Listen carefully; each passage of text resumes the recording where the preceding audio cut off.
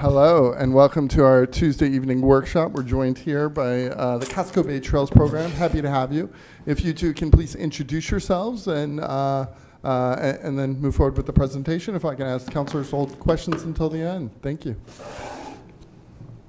Hi there, my name's Aitana Blevins of 49 Central Ave, Lewiston, and I'll let you introduce yourself. I'm Emma Bond. I live in Portland, Maine, and I'm a board member of the Casco Bay Trail Alliance, as is Aitana. Mr. Mayor, just a brief interruption. Yes. Just so everyone knows, we have slotted about 20 to 25 minutes for this presentation, just making sure that's clear. We do have some other items in executive session before our 7 p.m. meeting, just for schedule purposes. Thank you, Administrator Canarath. I did go over this with our two presenters beforehand. Please continue. Great, so before you today, we brought a couple of postcards to show what we are going to go over.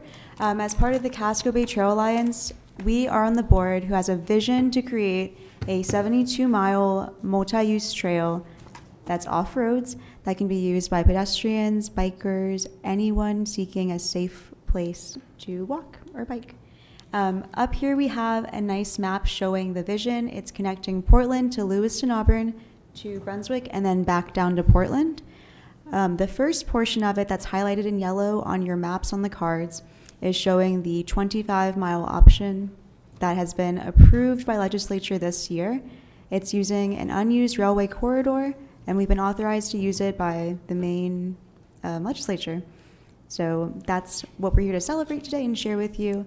And our next steps are to connect it from beyond the Danville Junction, where it ends in Auburn, to the rest of Lewiston, Auburn, Brunswick, and back down. I'll let Emma take the next part.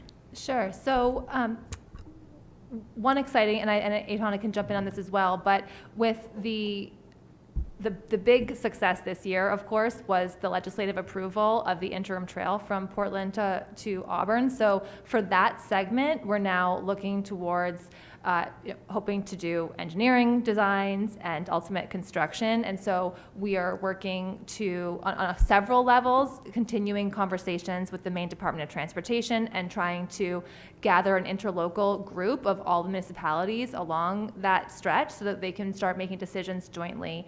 And it's as you all know, in city government, it's very expensive to build anything. So we're embarking on this. It's going to be a new stage for our nonprofit of actually trying to get this, these concrete steps built. But there's just so much excitement. I mean, with the reaction we hear, and we get new outreach all the time from people who are hearing about the idea for the first time. And I think there's just so much appetite for it.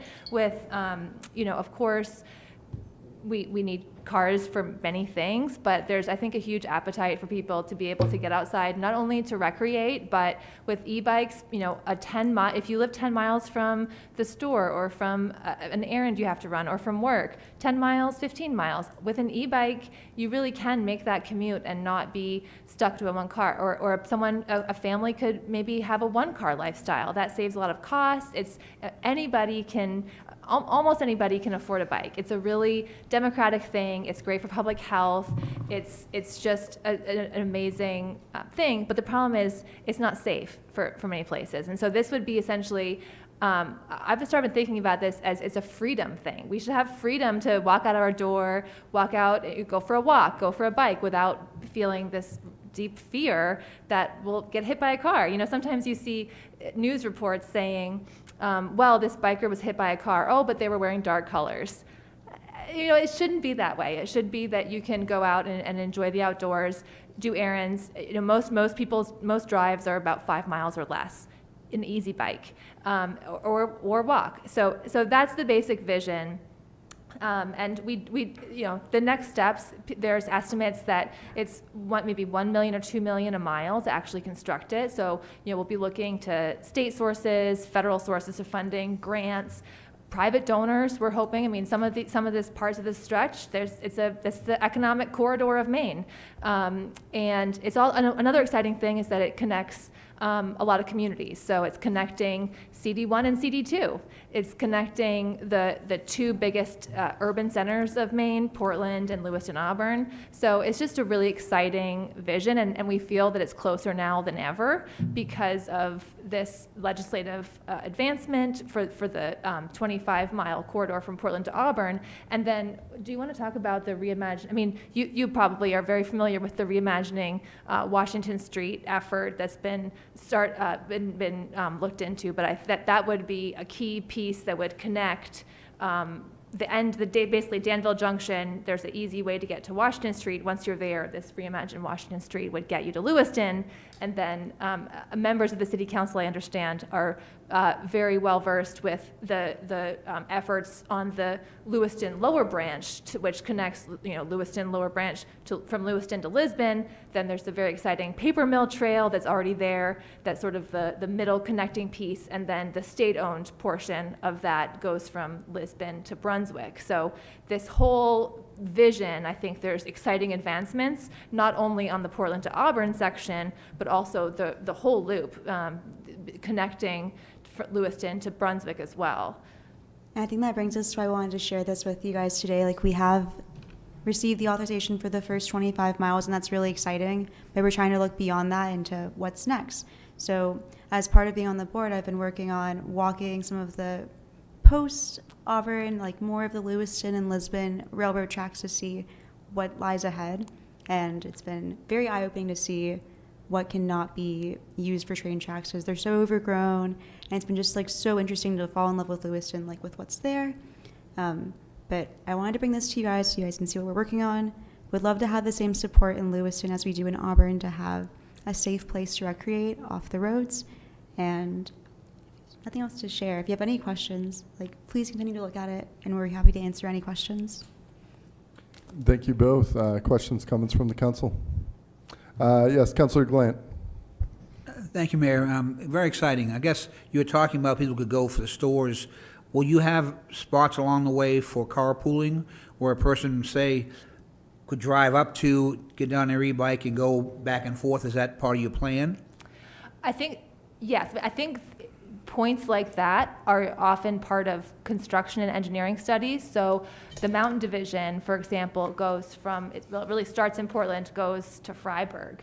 And so they are basically one step further along than we are, where they got authorization from the state a couple of years before they did.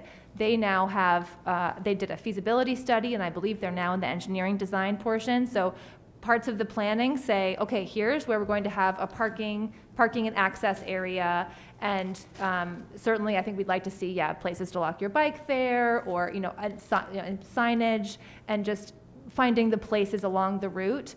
The GPCOG, the Greater Portland Council of Governments, has done a very general sort of conceptual study of where some of the parking lots could be so far in their area. So it's looking to the segments from Portland to Falmouth and then Falmouth to Yarmouth. So we see along there where some of the parking lots and access points could be. But that's something that hopefully as we move forward, we'll get more feasibility studies. But that's where, we love to hear from people. We've already, for example, we've been hearing from some folks in Durham. That's not directly on the trail, but we've already been hearing, well, maybe this road could connect here. So any ideas on that are helpful, because it's just nice to think through, because people know their communities best and where the connections could be. All right, thank you. Councilor Najin. First of all, thank you very much for being here. I believe, have you had any conversations with the Lewiston Auburn Complete Streets Committee at this point? I've attended a couple of meetings, not recently, but I'm familiar with them, and I know what their work they're doing to make the streets safer within the towns. Mm-hmm. Okay, perfect. And the East Coast Greenway, there's overlap here, and there's a large portion of the East Coast Greenway, especially in the portion to Lisbon and Lewiston, that remains on roads. And one of the beautiful things about separating non-pedestrian traffic from vehicular traffic is that there's no opportunity for vehicular accidents with pedestrians or non-motorized transport. So I'm wondering, is there, one, an opportunity to look at the East Coast Greenway setup in order to figure out if we can get more support? And then also, is there funding there? Well, yes to the first and hopefully on the second point. So the East Coast Greenway route partly maps along, including from Yarmouth to Brunswick. Currently, there's still some routing questions, but there's big developments in Freeport, for example, that they've identified an off-road route. So I think the East Coast Greenway vision, of course, is to have it all off-road, and so we would be in partnership on that goal. And one of our board members was previously on the board of the East Coast Greenway, so those avenues of communication are there. And as to the funding options, I mean, we are looking at everything right now. So any option on the table. It's I would say currently a difficult funding environment in some ways, but it's a very exciting idea, and so I think, you know, the funding we'll find the funding. And a lot of these projects, like the Mountain Division, for example, that's been around for, I might get this wrong, so I don't want to, decades anyway.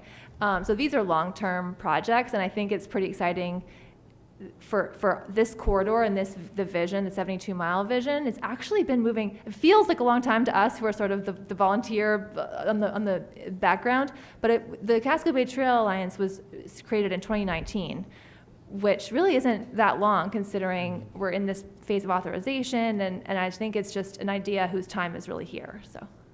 Agreed. Well, thank you very much. Councillor Harriman. Thank you. Thanks for presenting. This is really exciting, and I'm definitely in support. I suppose one of the next steps might be getting sort of a resolve from the council in all these different communities, and that might help towards funding and other things like that. Can you speak to that time frame, or, yeah? Do you want to speak to what, in the past, like to do the first part of what we've done from Portland to getting the approval in Auburn, we did have the resolve with each of those towns, and that's going to be the same framework we follow for the rest of the towns. So bringing this up to you as a first, like this is what we're doing, and then we'll come back and ask for the resolve closer. Yeah, I think we could also ask, I mean, if there's interest in a resolve, we'd be happy to propose a draft and for consideration. Brunswick, for example, has passed a resolve in support of the Casco Bay Trail vision, even though they're on the 72-mile corridor. They're not on the sort of initial backbone that we were initially working to get authorization from the state, but any support is huge, and Maine really, every time that we're talking with MDOT, and they've been a great partner, and we're really appreciative of that partnership. And it's, as you know, I'm sure better than I do, it's so important to them to make sure they have the local support. So a resolve would be really helpful, and we'd be happy to propose a draft. Yeah, whatever the timing is on that. Yeah. But thank you again for being here. Councillor Soul. Hi, thanks for being here. Do you have any other funding for the trails, like maintain them, for construction? So that's a great question. The short answer is that what is being contemplated right now is a management. The short answer is we're trying to copy what the Eastern Trail does. And what they do is they have an advocacy group, which is the Eastern Trail Alliance. That's an advocacy group. They also have a management district in which it's separately incorporated, and all of the municipalities are members, and they all have voting rights as members. And the Eastern Trail Alliance also appoints members. So that's the entity, and that entity has budgets. Basically, when they pass a budget, each municipality also has to pass a budget. So no money, once the management district doesn't have any authority to be essentially forcing any municipality to put money in, but it does do the budget. It's a joint budgeting process. They have, most municipalities end up doing the maintenance in their own section on their own, so they have their own agreements with MDOT. I believe That might not be right, because that actually is not owned by MDOT. But in the portions that are owned by MDOT, they would have an agreement with MDOT. For example, for the Lewiston, Lewiston to Lisbon section that is not currently owned by MDOT, any further progress on that section, I think the ownership and all of that would essentially be negotiated. So there's no clear answer on it, but it all has to be decided, and nothing that is decided now in terms of supporting the trail as an idea would force the city of Lewiston's hand down the road when it Right. comes to funding. Have you reached out to businesses? I'm thinking like LL Bean off the top of my head, because it sounds like something that they would support. In general, yes, and those conversations are ongoing. The closer we get to having this be real, I think more and more businesses and people they are starting to realize this is real. It's not just like a pie in the sky idea. This is really something that will happen. Yeah. No, I agree. Thank you. Yes, back to you, Councilor Najin. I just have a quick question for Council President Chittum. Do you know if the ARTC has looked at this at all or weighed in? Do they know about this project? The Transit Committee? Yeah. I don't believe the Transit Committee has been involved in that. The railroad certainly has. Gotcha. Railroad is taking the lead in negotiating with CSX to acquire between Paper Mill Trail and Lewiston. Gotcha. So one thing that you might want to think about is AvCog manages the 45-year transportation plan, and so there's advocacy there. I think if you make connections with some folks over there.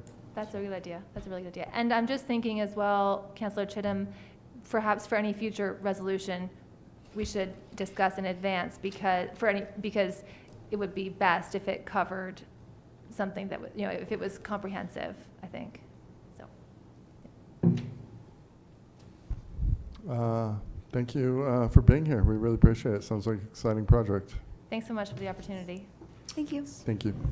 Thanks. Madam Clerk, I believe we're heading to executive sessions. Yes, sir. You have two items, two items for executive session. The first item is executive session pursuant to Maine Revised Statutes Annotated Title I, Section 4056C, to discuss an economic development issue of which the premature disclosure of the information would prejudice the competitive bargaining position of the city. Requested action to enter into an executive session pursuant to Maine Revised Statutes Annotated Title I, Section 4056C, to discuss an economic development issue of which the premature disclosure of the information would prejudice the competitive bargaining position of the city. The other item is also an executive session for economic development, to enter into an executive session pursuant to Maine Revised Statutes Annotated Title I, Section 4056C, to discuss an economic development issue of which the premature disclosure of the information would prejudice the competitive bargaining position of the city. May I have a motion, please? So moved to both. Councilor Second. Chittum, second by Councilor Najin. Madam Clerk, please call the vote. Counselor from Ward 5, Yes. Ward 6? Yes. Ward 7? Yes. Ward 1? Yes. Ward 2? Yes. Ward 3? Yes. Ward 4? Yes. Motion passed by a vote of 7-0. Thank you very much, Madam Clerk.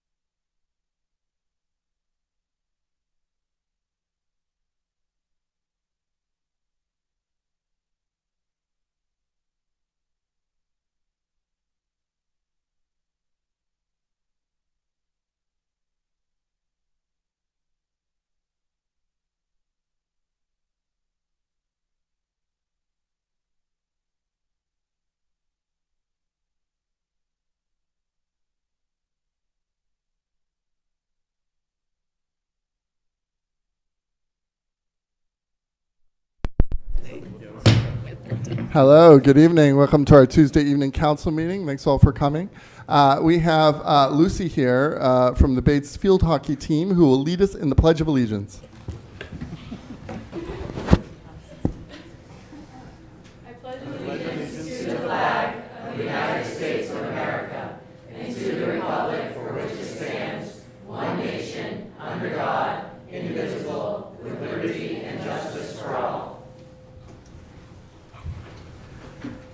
Lucy is one of 3 team captains. Thank you so much.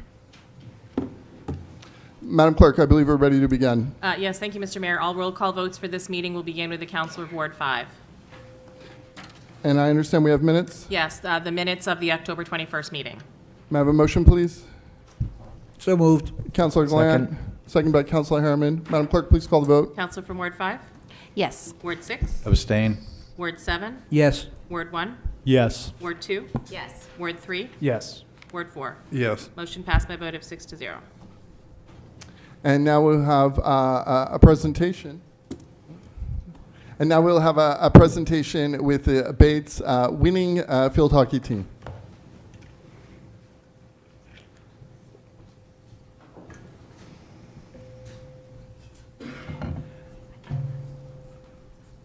If you could all, hello, thank you. If you could all join me up here, that would be great.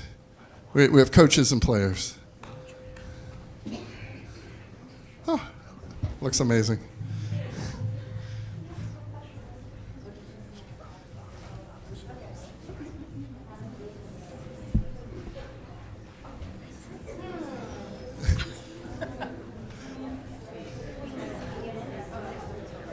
People who are like my height, you should get in. Yeah, my height. I'm gonna read the proclamation first, and then we'll line up for a photo. Yes. So we have a mayoral proclamation here recognizing and congratulating the Bates College women's field hockey team on their 2025 NESCAP championship.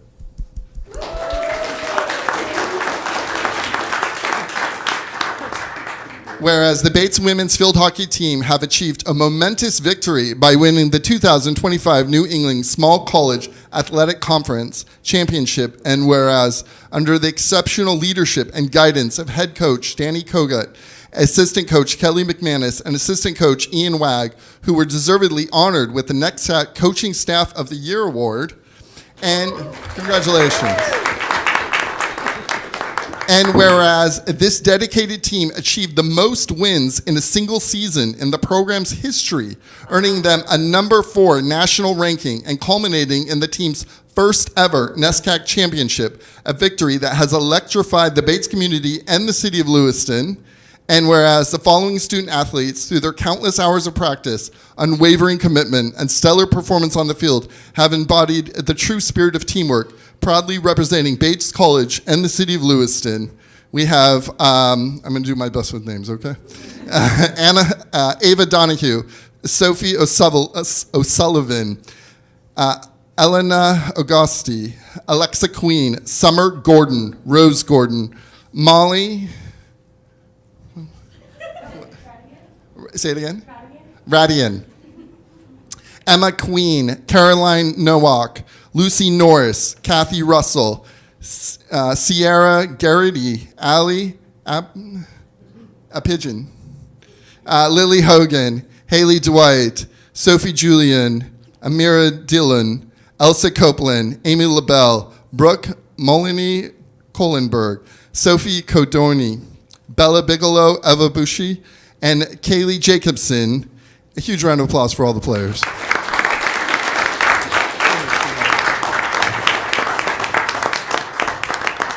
And whereas the Bobcats have not only raised a championship trophy, but have also elevated the spirit of our entire community, we celebrate their success as our own and extend our congratulations to the players, the coaching staff, and the entire Bates community for this achievement. And now, therefore, I, Carl Elscheline, Mayor of the City of Lewiston, do hereby officially recognize and commend the Bates College women's field hockey team for the historic 2025 NEXAP championship victory. Congratulations.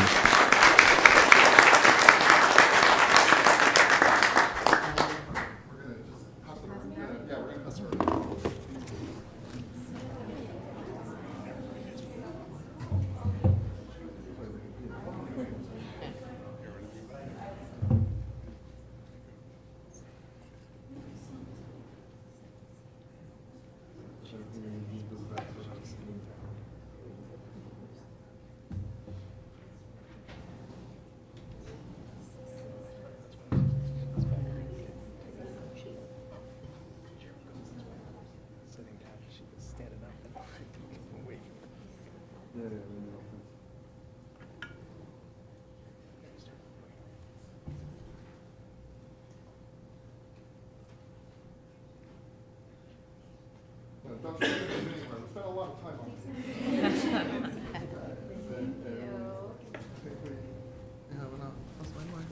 Everyone get one? Yeah. All right, we're gonna, coaches, join me in the middle. Coaches.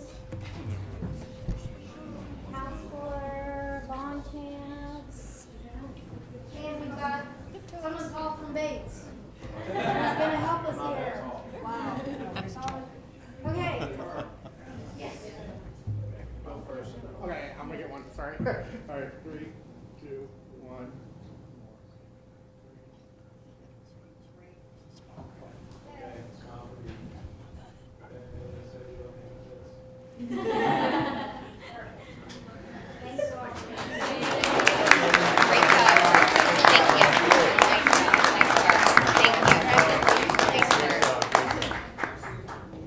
Should say amazing.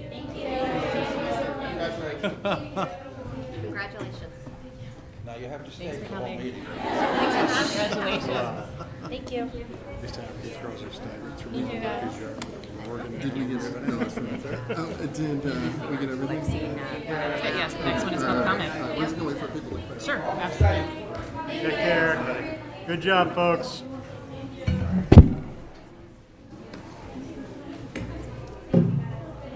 Great night. Great job. Amazing. Have a great night. Do we have to stay for the whole meeting, or is it okay if we leave? I said, oh, run. It's okay. You don't have to stay for the whole meeting. We won't be offended. You can absolutely head out. One of the girls has a class tonight at 8 o'clock. Oh, really? That's a late class.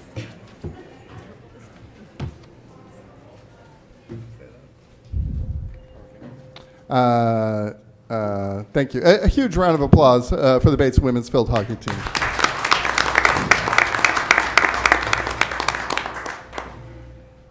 So before we begin public comment, I'm going to read a statement from myself, the Mayor of Lewiston. I'm aware that concerns have been raised regarding the residency of a councillor-elect. What is important to note is that he is a councillor-elect and not a sitting councillor. Under the city's charter, there is no legal mechanism permitting the city to act prior to a councillor taking office. According to the Lewiston City Charter, the City Council should be the judge of the qualifications of its members and of the grounds of forfeiture of their office. Under the charter and state law, the committee's deliberation is an executive session unless the member charged requested be done in public session. However, any vote would be done in public session. Please note that the question raised is about an individual who is not currently a member of the City Council. And so the City Council does not have the authority to judge the qualifications of a person before that person becomes a member of the City Council. We are not aware of any violation of statutory requirements. While I understand the intensity of public interest, the city must adhere to the legal framework and cannot impose standards or remedies that do not exist under law. We remain committed to transparency and will continue to uphold both the integrity of the process and the limits of the council's legal authority. Thank you. We will now begin public comment, but before we begin, I just want to revisit the ground rules. Public comment, my goal is to create a safe space for everyone to have public comment. People who are giving public comment should be able to do so without any people who are without anyone else talking from the audience. If we can please be respectful while people give public comment, I would appreciate it very much. We are now up to public comment. Any member of the public may make comments regarding issues pertaining to Lewiston City government. This period is reserved for non-agenda items. Public comment is also allowed during individual agenda items.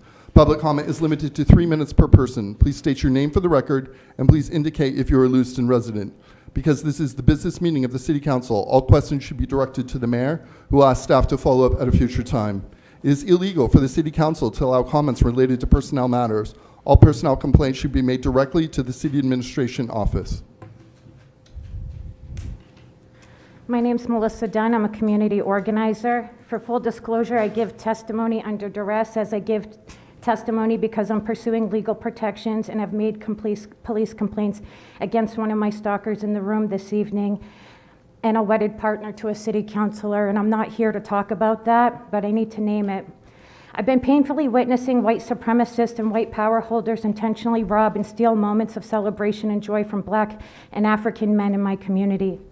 They're not even allowed to experience because certain white people bought into the ideologies of hate. And then there are some who are aware they benefit from privilege and would do anything to weaponize it against a Black man. A stalker is not a determinant to whether their victim's life safety is at risk or not. A group of chaos agents who have been doing white people mobbing, stalking, cyber stalking, credible threats, veiled threats, harassment, and more.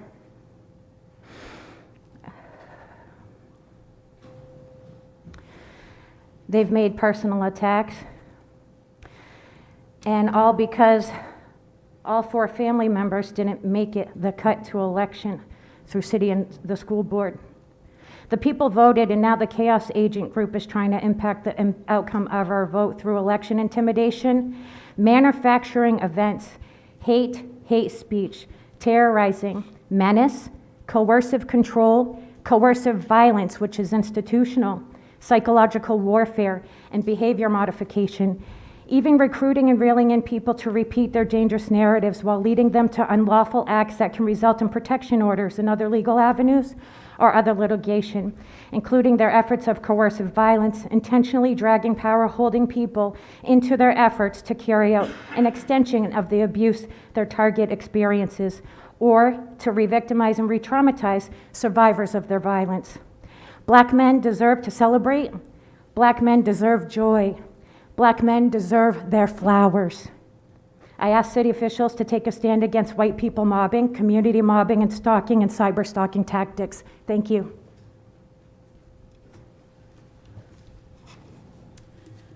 Ronnie Parody, Ward 6. I'm asking you about Martel project. Does anybody know? Are we doing it in December?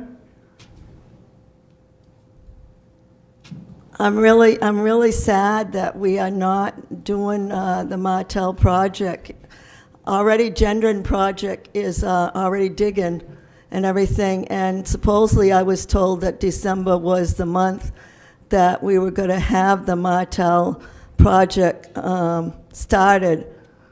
Is there any way that anybody can tell me, or have you guys talked about it or anything? I know you're not supposed to answer me, but we would really, and Mrs. Sampson isn't here, but she's another one, and she's got her name on the waiting list for those apartments, Mrs. Sampson does. I don't have to worry because I'm living in my house, but, and everything. It's not fair to the seniors, and that's what I'm worried about, is the seniors. We're not helping the seniors in this city. Also, I'd like to bring up, there's more division in this city than ever was before.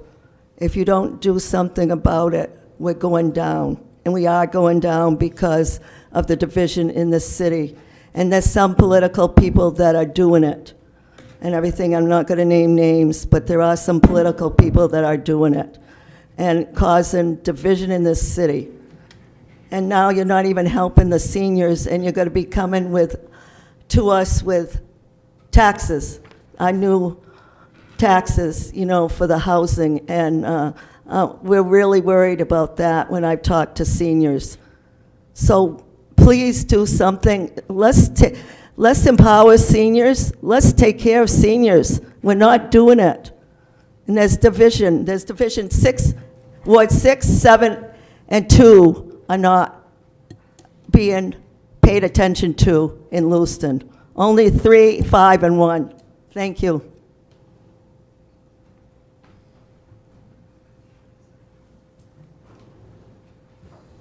Good evening, Christine, Christine Holden, 183 Summer Street. One of the things I'm going to say is directly related to city business. The other is more Lewiston. Excuse me, I was just at another event. It was much drier. I hope that many of you were able to participate. Could you speak into the mic, please? Sorry, I was trying not to cough too much into the microphone, give it germs, my apologies. I hope that many people were able to enjoy the excellent life, I'm sorry, thank you, I have some in my bag. The life-affirming presentation of A New Home. It was a wonderful opportunity to participate in not only the work that Paul Caron, the orchestra, and the Community Little Theater cast and staff did. It was an opportunity to present good news about our community. It was an updating of the program that was first done for the Lewiston Bicentennial 30 years ago, and it brought the story of Lewiston and its experiences into the 21st century, offering key developments in social, economic, and political history in very thoughtful and life-affirming ways. So I really hope many people heard about it, and perhaps there will be a recording that can be shown. On another matter, in the dark days, I'm very grateful for the work of the Lewiston Public Works folk, installing the holiday lights on some of the main streets, which provide not only illumination, but a joyous atmosphere. I'm glad they're up now, and I trust they'll be around through maybe mid-February. The lights are concentrated in the downtown area, particularly the gateway into Lewiston through the Longley Bridge. And I'd just like to make a plea for also having some cheerful illumination at the signs that say you are now entering Lewiston, Northern Main Street, and also Outer Lisbon Street. I think that would be a nice marker to people of you're coming into Lewiston. Thank you.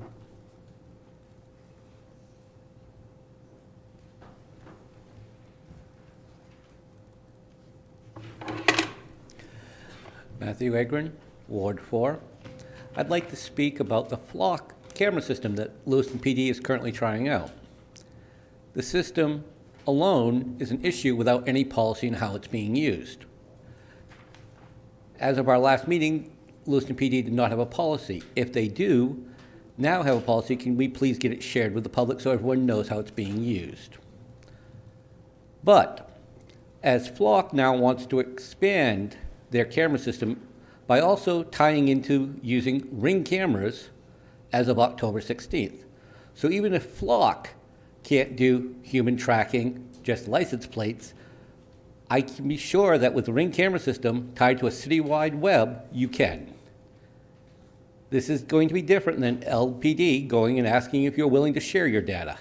Right now it's optional, but let's be honest, it's a private corporation, so how long will it be an optional you will share? Let me raise the issue on who can access it and for what reason. My point here is, look at the use by multiple members of law enforcement across this country who have used it to stalk and harass women they were involved with, some of them even across state lines. This city, last city council meeting, just honored Safe Voices for their work with domestic violence victims. Yet we as a city might be providing for a way for it to happen here. I'll be honest, I wouldn't be so concerned if that data from those cameras were being stored on a server in Lewiston PD, and unless in part of a criminal investigation was hard purged, let's say every 5 days. Instead, they're held by Flock on their cloud and appears to be available for any long-term use without any fixed removal date. Yes, Lewiston is a place that has problems with drugs and crimes like many places, but do we really want to give up our freedom for security? As Benjamin Franklin said, those who would give up essential liberty to purchase temporary safety deserve neither liberty or safety. Let me finish by saying even Flock this past July acknowledged their system is being misused and hard restricted access on their national lookup data, blocking agencies from searching the cameras in California, Illinois, and Virginia. Why? Because those states raise serious concerns about the misuse of the automatic license plate recognition system that Flock provides, with backdoor access allowing people to be targeted for sensitive healthcare decisions as well as being used by federal overreach. Presidents Nixon, Obama, Biden, Trump, as well as our own Senator King have had enemy lists and have worked with government agencies and private companies to target and silence them. don't think this will not happen again or more in the future. That's time, thank you. Further public comment? Excuse me, good evening. I'm Matt Roy, Ward 6. Per county charter, 3 members of this council are members of the County Budget Committee.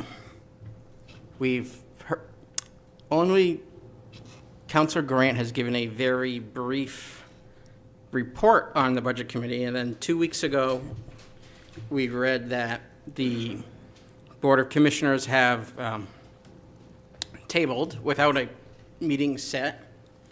And apparently the Auburn City Council, after 10 years, wants to revisit the litigation that the city attorney, along with the then administrator Ed Barrett, wrangled most of the towns in this county to basically have the citizens sue themselves, which is just brings up the meme with the snake eating itself. But anyway, at this point, they have not reset a meeting because, like I said, there was the Board of Commissioners had a workshop scheduled for the 12th, which got canceled. They have no meeting set this week, and per county charter, the board has to approve the county budget for the next fiscal year, which is calendar year 2026, 15 days before the end of the calendar year. And given next week's Thanksgiving, obviously, that leaves 2 dates in December. And if they don't, and the county charter is even more restrictive, if you don't pass a budget, unlike state law and the school budget, it basically would pose a interim budget at 80%. And that's even before we get to the fact that within most of the last decade, the county budget has doubled. Back in 2015 through 2018, the county budget was basically what the jail or the non-jail county budget was. Now we're pushing 20 million. The county budget back then was 12 million. Obviously, there's increased spending for the jail, which perpetually is overcrowded. Our county jail has a rated capacity for 160. For pretty much every month for the last decade, that has pushed 180 in the winter. And then when we get to January and February, that population pushes 200. And then for a historical point of view, there's also that most people within Angus-Gargan County are pre-trial. They can't afford their bail, so they sit to wait for their trial, which given recent, with the public defender's office now set up in most counties in the judicial, and to the mayor's statement, the city charter, the reverse is also true. That's time, thank you.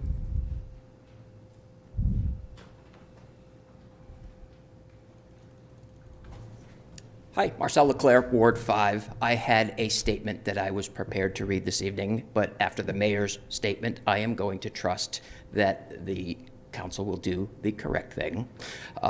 So in light of that, I just wanted to say, Mr. Mayor, you're looking very dapper this evening. I hope you continue to do this way. You still owe me a lunch.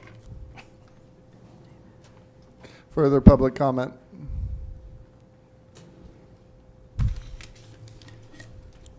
My name is Lisa Jones. I live in Ward 2. I own and operate a business in Ward 7. I am here tonight to request that the City of Lewiston / the Lewiston City Council open a third-party investigation into Carl Shaleen and what he knew about the Ward 5 school committee members' involvement with the location that was the site of a methamphetamine bust before the mayor insisted upon appointing that member to a seat on the school committee. Ironically, that seat was vacated by somebody who had moved out of Ward 5 and was following the rules.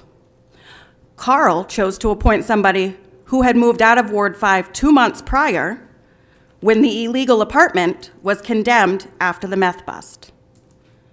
I want you to all think back to that night and that meeting.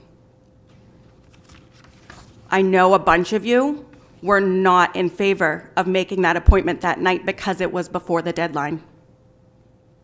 You went against your guts and you voted differently, and here we are.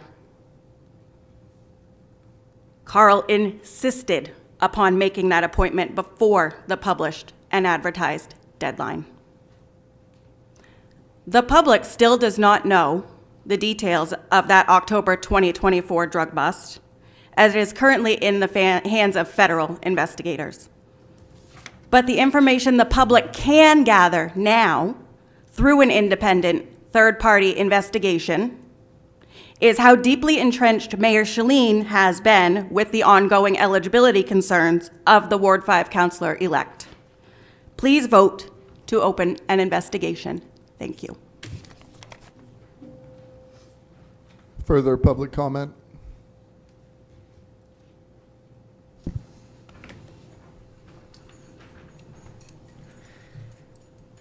Martin Chartrand, resident of Ward 5. I moved to come up because this fall, coming up to the election, was very hopeful to offer my vote to somebody who I thought would bring a new voice to the council, and I'm also hopeful about that councillor-elect being my councillor. And I've been disappointed to hear of personal attacks and concerns. I hear the concerns, and I haven't heard any clear reason why this person's anything substantive about what they would do wrong on the seat in the council, only accusations. It makes me sad. I want to see a city government that's participatory, that new people can enter, and I want to be part of that and participate in it. I also want to say that we have to somehow respect each other. We're all raising kids together as a community, and I just hope we can keep that in mind. Thank you. Further public comment?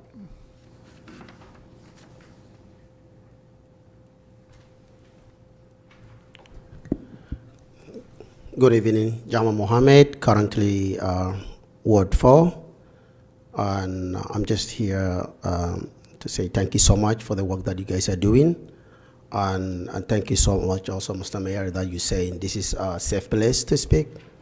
And I can see people, maybe sometimes they can talk to you like the I talk, which I understand very well, but I believe it's, if there is any business that's not supposed to be in this table, I think it should go where it's supposed to go. But I am very much concerned and when it comes to like the personal attack, and I believe if it's any civil or whatever it is, we know where people can go, but I can see and where, individuals are really leading to this city, where we are always like trying to make sure that, and this city can move. This city can only move together when people come together, when people work together.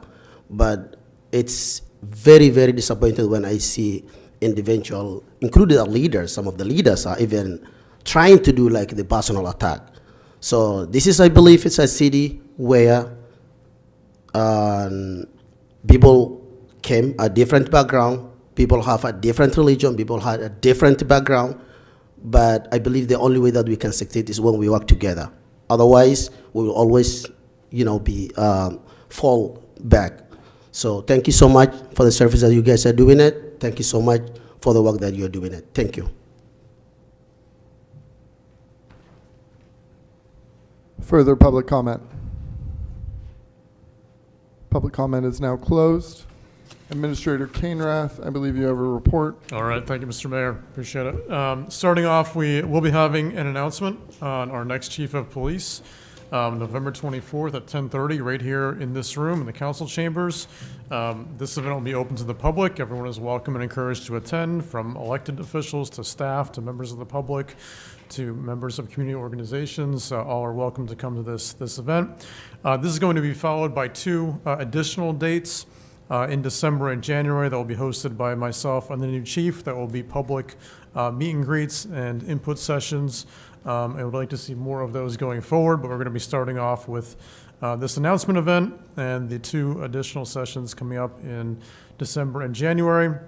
And we look forward to seeing everyone there and starting the next chapter for leadership at the Lewiston Police Department. So looking forward to that. Some staff milestones. Hillary Netto has been hired as our next workforce development specialist. Hillary comes to us most recently from her position as the HR director for Androscoggin County. So we're excited to have her on board. Look forward to working with her.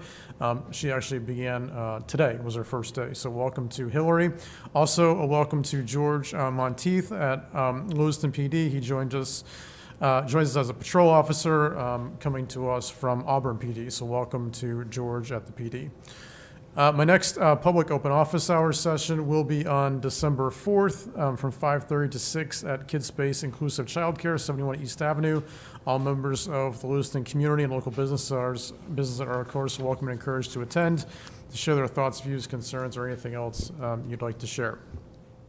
I was really pleased to join over 30 members of our Lewiston youth community at COA, the Community Organizing Alliance, last week for a dialogue on issues impacting youth in the city, to hear their stories, their personal experiences, and how we could better shape youth activities and experience here in the city. So they had some really great input.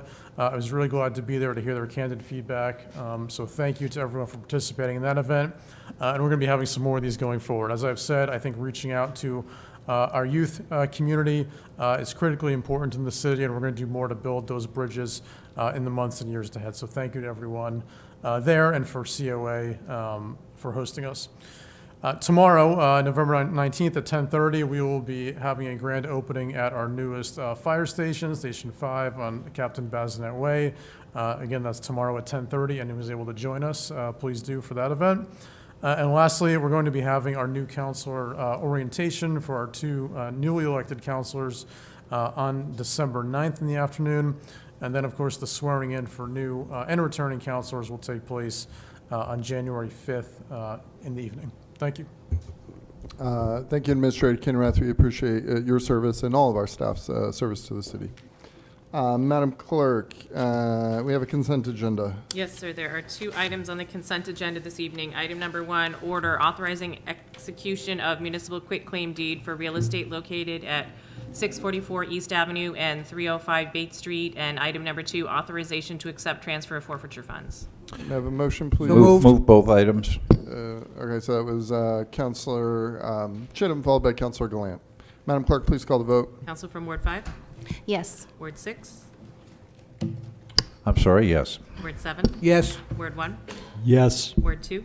Yes. Ward 3? Yes. Ward 4? Yes. Motion passed by a vote of 7-0. Thank you so much, Madam Clerk. Item number 3. Item number 3, public hearing for approval of an outdoor entertainment permit for the Holiday at the Plaza.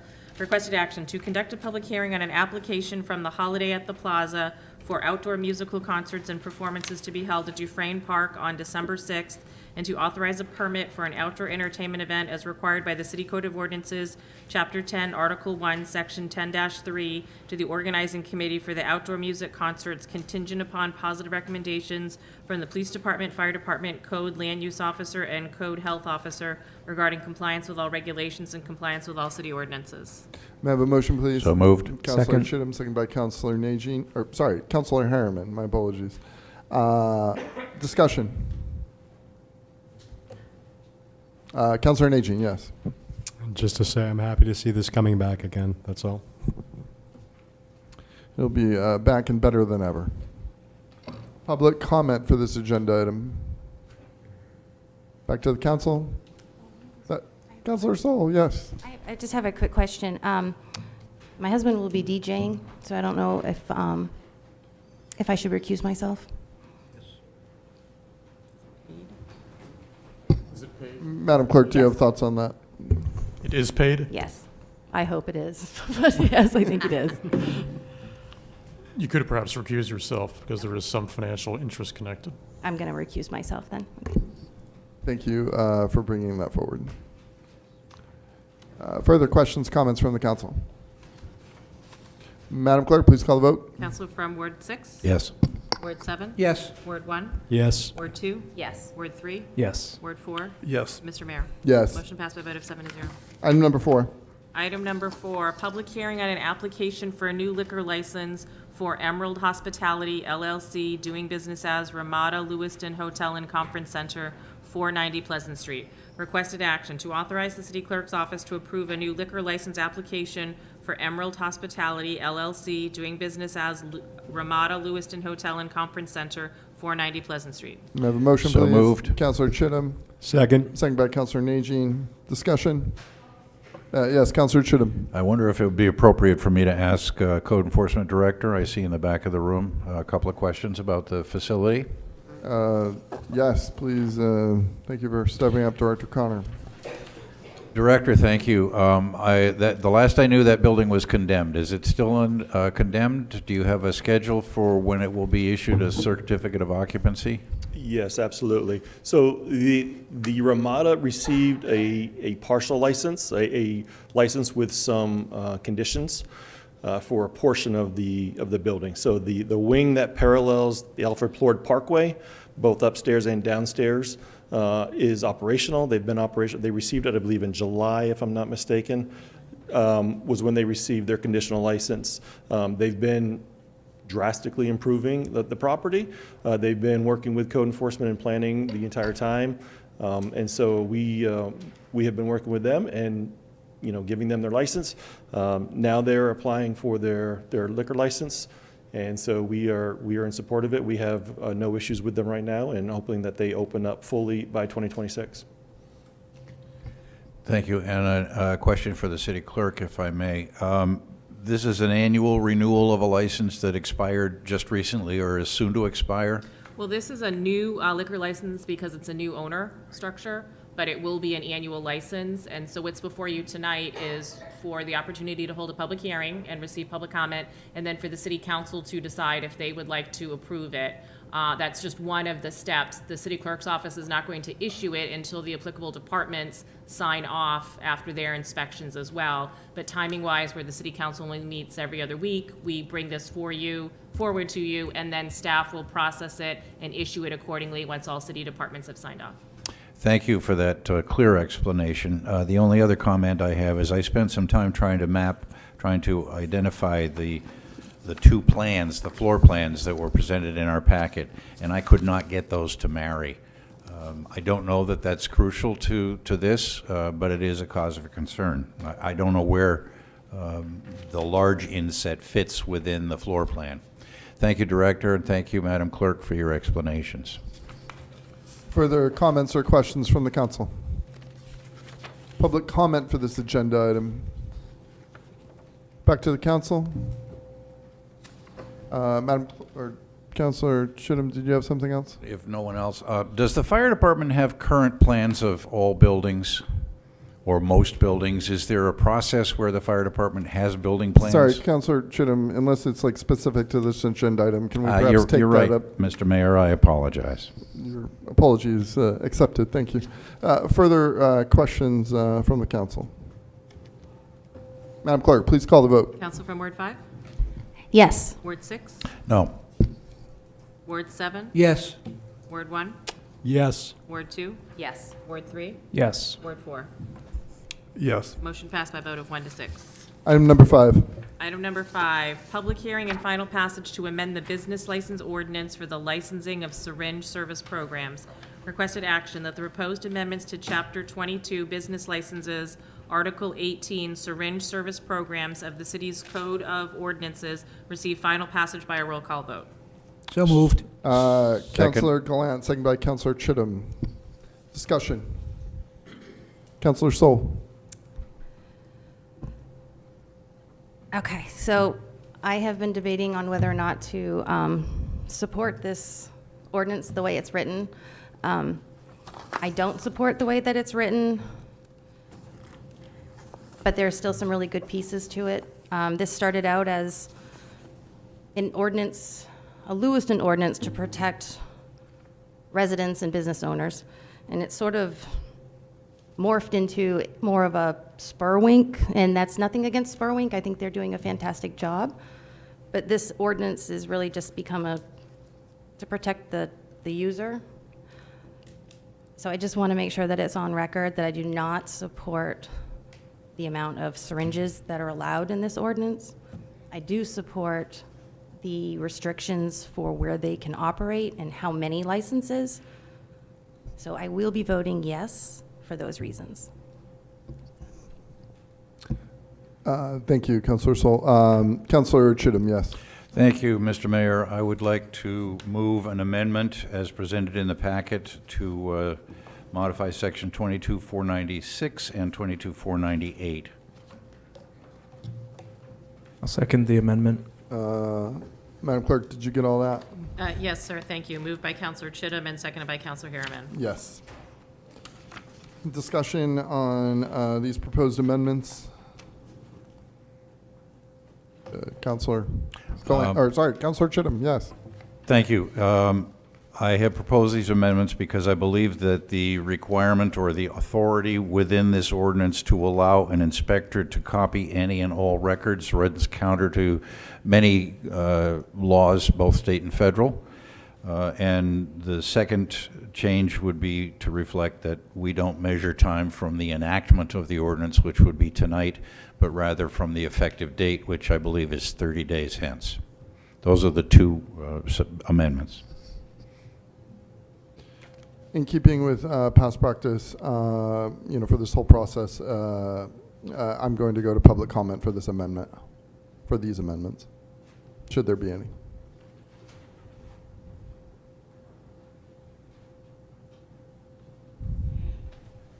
My name's Rick Kai. I'm president of the Firefighters Association. As you know, the association sent city admin and elected officials an email last week. For the most part, was unanswered, with the exception of 2 counselors who actually took the time to respond. An unlimited needle exchange program will ultimately expose each and every one of us to further risk in an already risky profession. The current version of the council's needle exchange program is a terrible concept.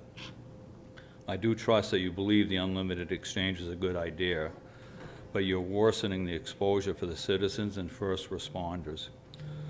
Lewiston is earning their bad image on a daily basis: drug use, homelessness, and gun violence. How is this going to make things better? If we can hold someone addicted to alcohol accountable when they put the public in danger by driving drunk, we can do the same for someone addicted to drugs who does not want to be accountable for their needles and is littering the city senselessly. Burlington, Vermont has a needle exchange. It runs 15,000 needle deficit every month. That's 180 more needles going out than coming in. If you proceed with anything but a one-for-one exchange, how is this program helping anyone that is addicted? The program is the opposite of compassion. Invest in recovery services. Maybe you will actually turn one life around. With this program, you'll have more needles and no accountability.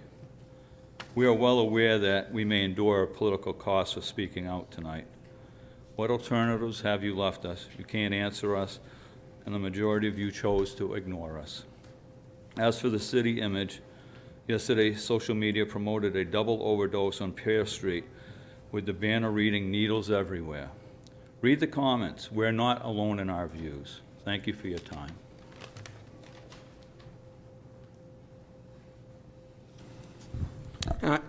Again, Matt Roy, Ward 6.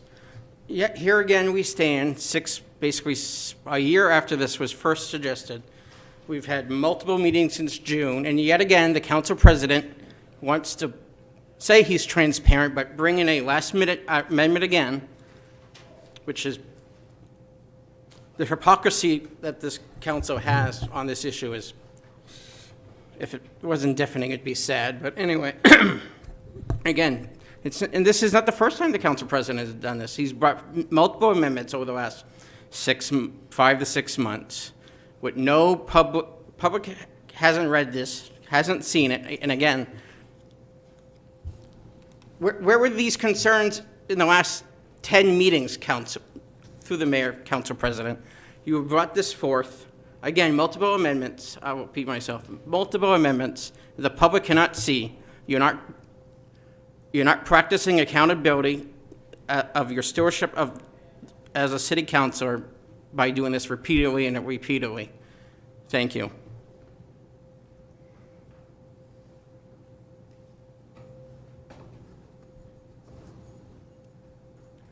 Martin Chartrand, Ward 5.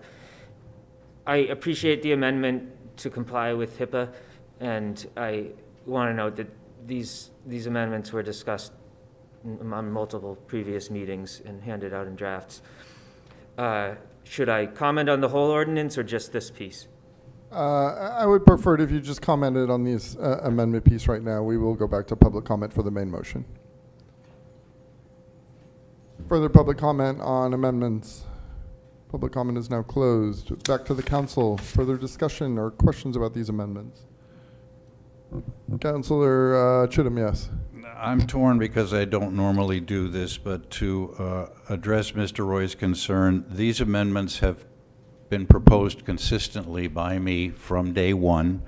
As far as public access and accountability, they were included in the meeting packet for this meeting. So you have had an ample opportunity to review these amendments. Councilor Najin, yes.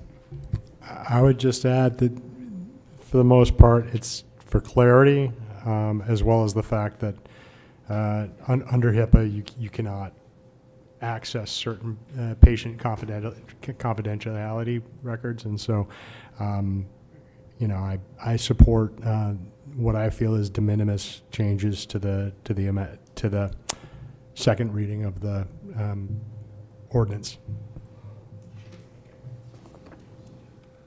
Madam Clerk, please call the vote. Counselor from Ward 5? Yes. Ward 6? Yes. Ward 7? Yes. Ward 1? Yes. Ward 2? Yes. Ward 3? Yes. Ward 4? Yes. Motion passed by a vote of 7-0.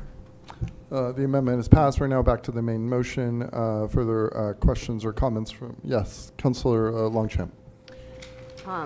So I'm going to be voting no, because I have said from the beginning, I do think there should be some sort of cap. I know a lot of people that are fighting addiction. They've shared with me that the importance of only getting a certain amount each time that they go. So for the public safety and for the person fighting, fighting this terrible addiction, I think to some extent we're really not helping. I think we need more facilities instead of just handing out needles. So for me, I'm voting no. Thank you. We'll now go to public comment for this main motion. Ronnie Parity, Ward 6. I like to support this so we can get something going in the city. And I don't always agree with all of it, but I would like it to be passed so we can go on. And then if we hire a public health person for the city, then we can have a person on staff that can help us do more in the future. Thank you.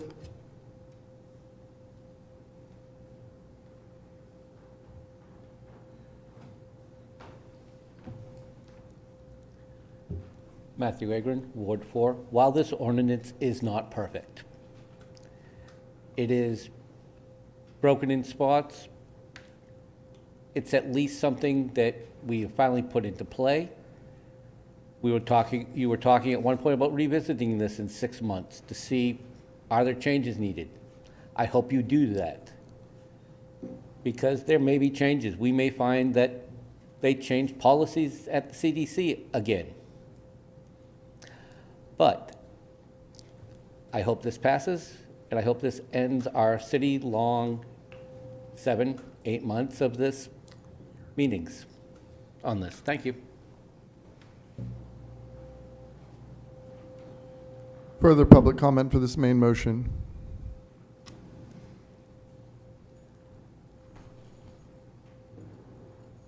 Martin Chartrand, Ward 5. I appreciate the time that's been put into this, and I know there's been a lot of different amendments discussed. I also think that this ordinance is flawed, yet is better than nothing, and I appreciate the work that Spurwink's doing. I want to just note that there's this discussion around needles versus more facilities and more treatment, and this is not an either-or question. I think we need both. We need harm reduction and we need treatment, and all the options that we can have. And just on the issue of the impact on the community, I know there's a lot of groups that are happy to work together on trying to clean up needle waste, and I know that though needle waste is uncomfortable, it's also not been known scientifically to spread a lot of disease through people sticking themselves by accident, because the disease doesn't stick around long on the syringe. Yeah. That's not true. Thank you. If people in the audience can please refrain from speaking while somebody is giving public comment. I'm sorry, please refrain from speaking. Thank you. I can cite the study if anybody wants, but not to say that we want needles all over the place. We don't. I just want to calm down the level of fear about disease. Thanks. You don't know anything.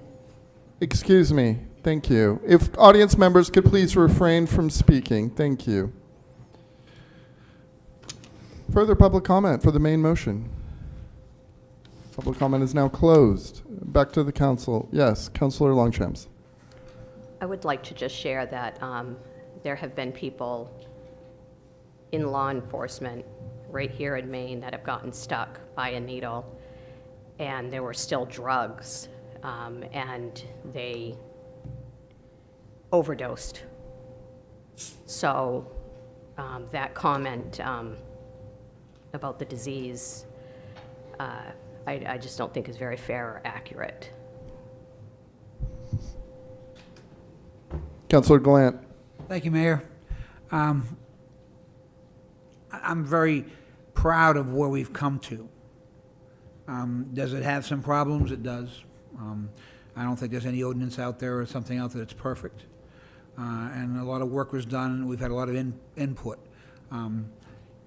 People know that I do, in fact, work with some of these individuals in the community, but I can't support the needle exchange number. It's just, to me, I believe it should be some kind of a cap to force them in more often. And that's where my concern comes from. The people that I deal with is if they have a large quantity of something, there's no need to go look for help. And that's where I struggle with it. So I'll be voting no simply based on the amount I would have liked to seen that halved or something.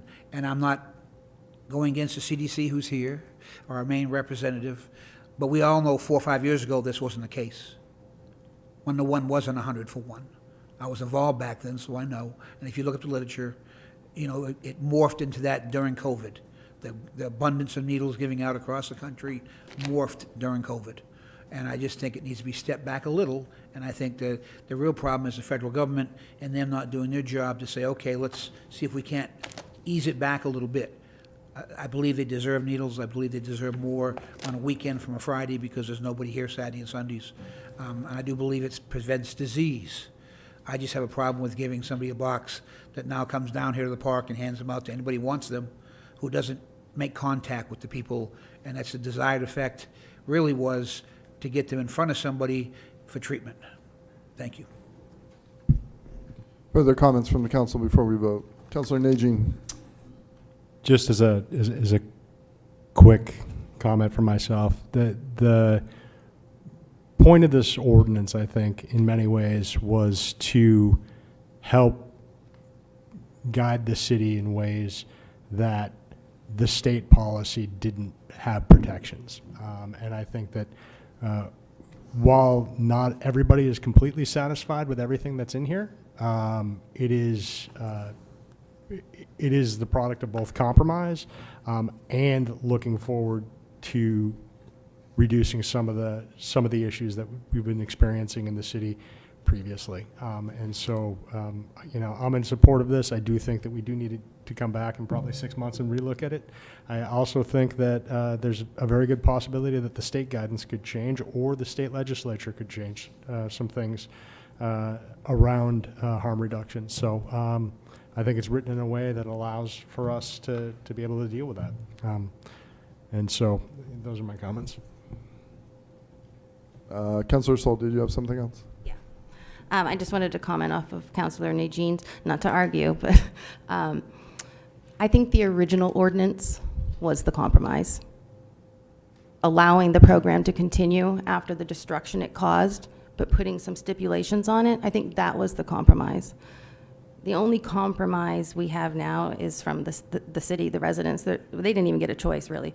But I will support it reluctantly, because I do think the pieces about how many programs can operate in the city and where they can operate is extremely important. But I do hope that you all do revisit this in 6 months.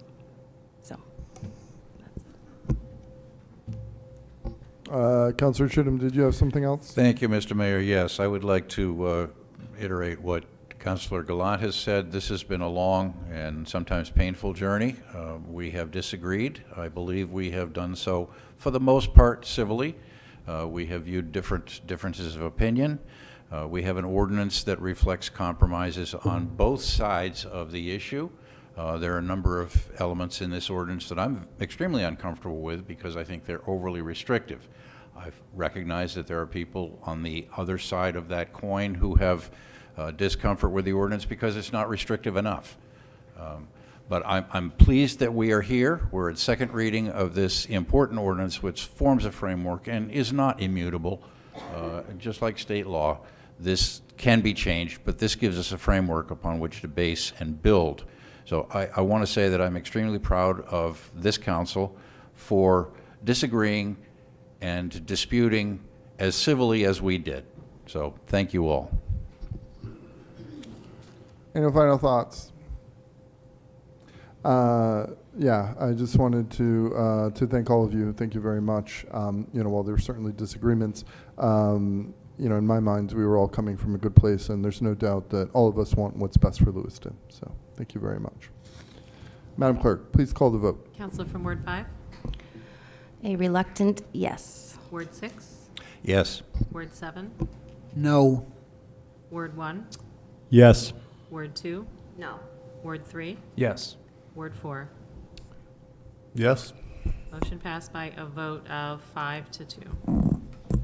Item number, well, we are going to do item number 6, but give us a minute, Madam Clerk, so we can get into position here.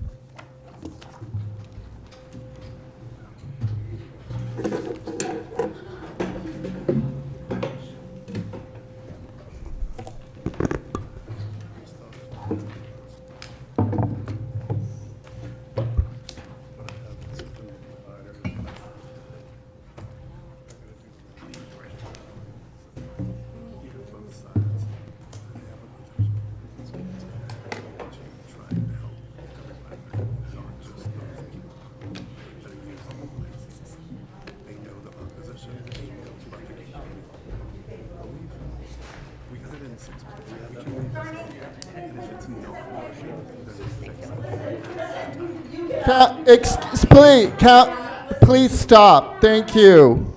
We're not going to have audience members arguing. Thank you. Please stop. Please stop. Please stop speaking. Thank you. We're not going to have audience members in open disagreement here. Please stop, everyone. Please stop. Thank you.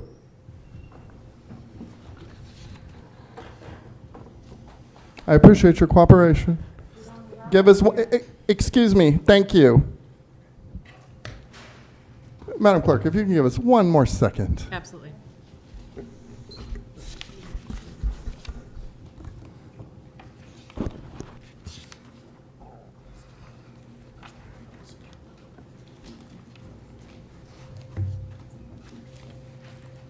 Madam Clerk, item number 6. Item number 6, condemnation hearing for the building located at 102 Pierce Street.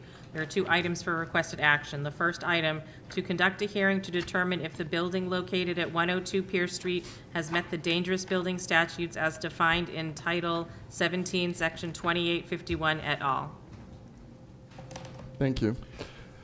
This evening, we will conduct a hearing to determine whether the structure at 102 Pierce Street is a nuisance or dangerous building within the meaning of Section 2851 of Title 17 of the Maine Revised Statutes, and if so, whether the structure poses a serious threat to the public health and safety within the meaning of Section 2856 of that title.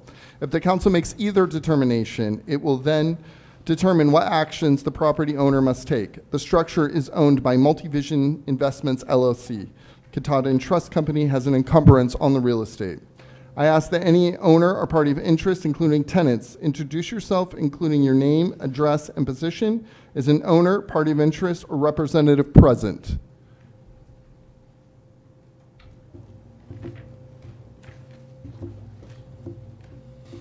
Is an owner, party, interest, or representative present? Does any city council member know an owner or another party of interest or have knowledge about this matter that means you cannot fairly and impartially hear the facts and decide the matter based on the evidence presented at this hearing? The hearing will be conducted according to the mayor's procedures for a dangerous building hearing, which I read at the September 3, 2024 council meeting are included in your packets. I accept into evidence the Planning and Code Enforcement Department's previously provided Exhibits A through G. I now ask that the Lewiston Planning and Code Enforcement Department present the City Council with information relevant to the matter before it. Thank you, Mayor Schleen, and good evening, Council. My name is John Connor. I am the Director of Planning and Code Enforcement for the City of Lewiston. First, the owner of this property, as well as the lender, have requested that the hearing on demolition of the building be continued until December 16th, which we are amenable to in the department. With the council's permission, I will proceed to the hearing to show why the building is a serious threat to the public health and safety and must be secured.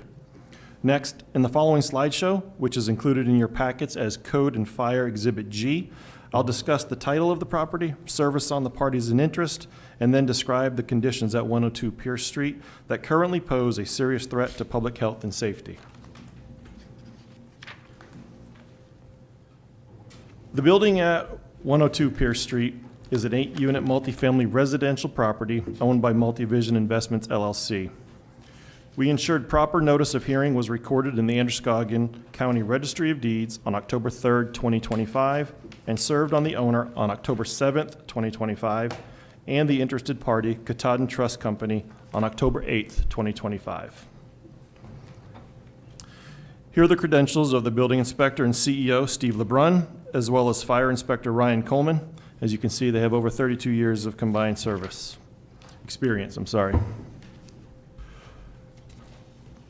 The structure at 102 Pierce Street meets the criteria for a dangerous building because it constitutes a fire hazard, it's unsuitable for its residential use, and poses a serious threat to public health and safety.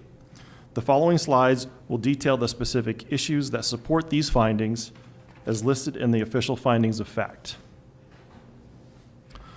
So why are we stating 102 Pierce Street is dangerous? Significant electrical and plumbing deficiencies include unprotected electrical wires, devices, and ruptured pipes exposing those wires to water, which create a heightened risk of electrical fires.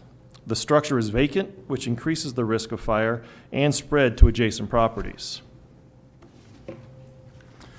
These images show the nature of the electrical hazard, with exposed wires throughout the building. The building contains unsupported and damaged electrical devices and loose connections and faulty wires throughout, which are significant fire hazards that must be addressed immediately. There is also evidence that there have been electrical fires within the structure. As you can see, there's juice flowing through those wires with that light being on in the bottom right-hand corner there. All 8 residential units are in various stages of demolition, resulting in holes in the walls and ceilings. This means there is plaster missing throughout the structure, allowing fire to extend above and below due to the dangerous balloon frame construction.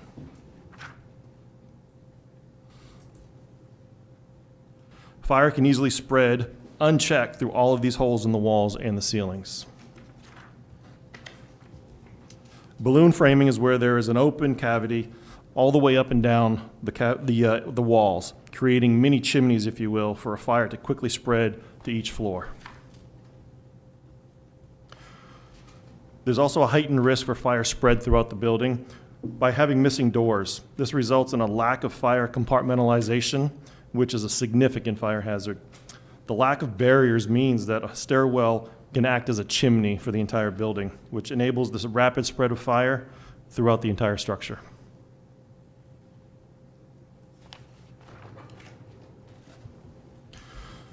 A vacant and abandoned structure like 102 Pierce Street are a threat to public safety and attract unwanted activity. Vacant building fires are more likely to spread to adjacent structures. Fires in these buildings cause a tragic loss of life, with the NFPA estimating more than 10 civilians dying and 6,000 firefighters injured annually fighting these types of fires in vacant buildings.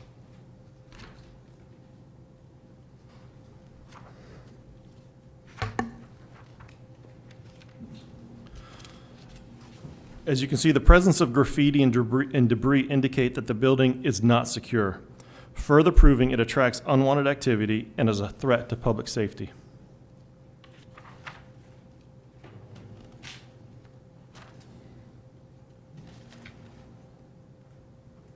In conclusion, the structure is dangerous because of the unprotected electrical wires and devices, the ruptured pipes exposing wire to water, and the severe spread of fire hazards due to missing barriers, compounded by its vacant status. Given these dangers and the threat to public health and safety, 102 Pierce Street must be secured. We request that the City Council issue the proposed order included in the packet. Thank you very much. City Council members can now ask questions of Planning and Code. Yes, and I would like to remind the City Council that we are not deliberating here. We are simply asking informational questions. Councilor Councilor Chittum. Thank you, Mr. Mayor. Director Connor, is it possible to shut off the electricity in this building? What's the mechanism to do that? So obviously the owner of the building or the maintenance personnel of the building can shut it off at the meter. Our fear is anybody wandering in there could turn it back on at any time if they do get into the building. Short of CMP shutting it down, that would be the other avenue is having CMP shut it down. So more to my question, what does the city have to do to request Central Maine Power Company to disconnect power to the building? Seems to me with the loose wire in there in its current condition, that would have been step one. What's the mechanism that would allow that? We would have to reach out to them and ask that of them, and we have not done that. Do you need the council's affirmation that this is a dangerous building to lend weight to it, or is it a necessity or requirement for the city to request Central Maine Power to remove power? I don't know that it's a requirement, but it would definitely hold some weight for us to call them and ask them to do that. I would ask you, presuming the council agrees that this is a dangerous building, to make that priority number one, particularly since I understand you've requested a stay on the demolition of the building. Thank you, Mr. Mayor. Councilor Longchamps. Yes, thank you, Mayor. How long has this building? Sorry, do you mind just moving the? How long has this building been in this condition? The original notice of condemnation was issued January 27th of this year. Do we know how long it has looked the way it looks though right now? Do you know? That I don't know has the it been exact occupied? timeline. It has not been occupied. Since the condemnation, when it was condemned, it was occupied. Oh. And it was not in this condition. Once the removal of all of the occupants happened, the owner's management company went in there and started doing some demolition work and causing it to worsen. Thank you. Councilor Najin. I just have a quick question about in the first set of slides, there's a photo, the third photo, and is that an open filament on an old ceramic on top of a junction box. And so I guess my question is that knob and tube that's connecting that, and also that junction box, I don't think passes any code. Like, looks like the entire electrical wiring needs to be redone. Am I correct on that? I'm going to defer to the building inspector. You are correct. Part of the issue, I think the property owner hired some people to go in and do some work. So the plumbers went in, they started opening up walls to replace the plumbing. Once they got it gutted, they were supposed to get an electrician in to start replacing the wiring. Plumber pulled the permit in March. I spoke to him in September. He has no plans of going back. Thank you. Councillor Roy. Thank you, Mr. Mayor. I'm not a landlord or anything like that. Is there a mechanism in place that we have through the city that monitors maybe distressed buildings like that? I mean, I don't know if there's any, like when we have property taxes paid or whatever, and you know it's like a rental unit, is there a mechanism in place to track? I'm sorry, that's not a question that's relevant to this point. But yeah, we can bring that up during new business. Councillor Longchaps, did you have something else? Yes. So I did hear you say a plumbing permit. Sorry, please use the mic. But were there any other permits pulled besides the plumbing? No other permits have been pulled. So like when they started taking down the walls and, you know, you're supposed to pull a permit for like sheetrock and things like that. Typically, I allow them to do exploratory demo without a permit because they may find some hazards that they'll have to get some engineering in to do repairs. Once they done the demo, they come in with their plans to rebuild, and they apply for permits. Did that happen? It has not happened, no. Thank you. Further questions for planning and code?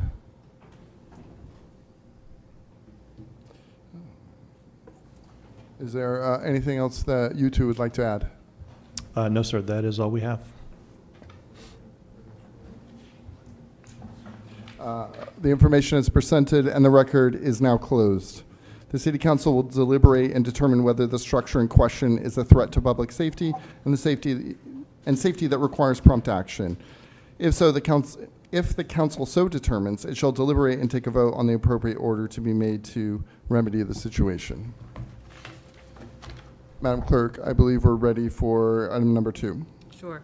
Item number 2, with regard to the property at 102 Pierce Street, to adopt the findings of fact, conclusions of law, and order proposed by the City Planning and Code Enforcement Department, which order established the corrective action to be taken by the property owner and the time frame for taking such action, and which authorized the city administrator to take such corrective action if the property owner fails to do so, and to recoup the city's costs through a special tax or collective action. May I have a motion, please? So moved. Councillor Chittum. Second. Second by Councillor Najin. Discussion among the councillors.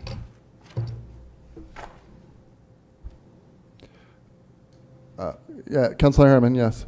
Not that it's relevant to the action we're going to take, but just as a point of information, I walked by earlier today, and there is a big sign up that it's going to be auctioned on December 4th.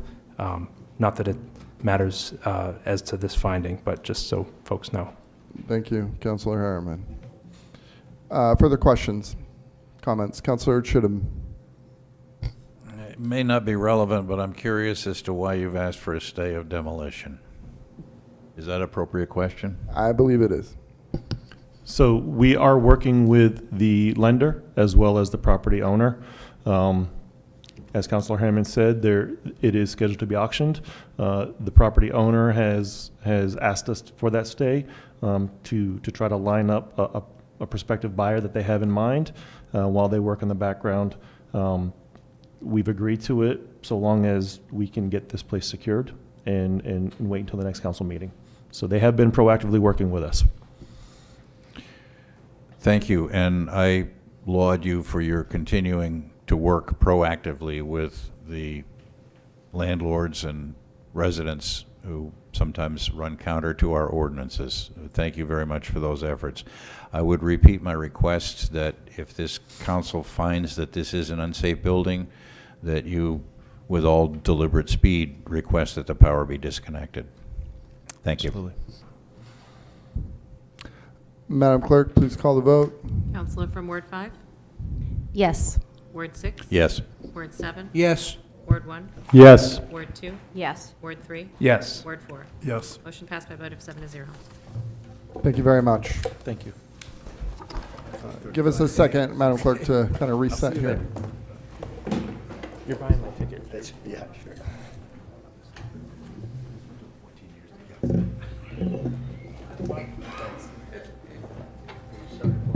Yeah, make him easier.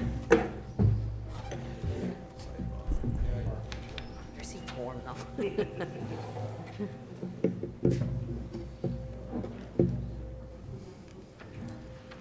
Okay.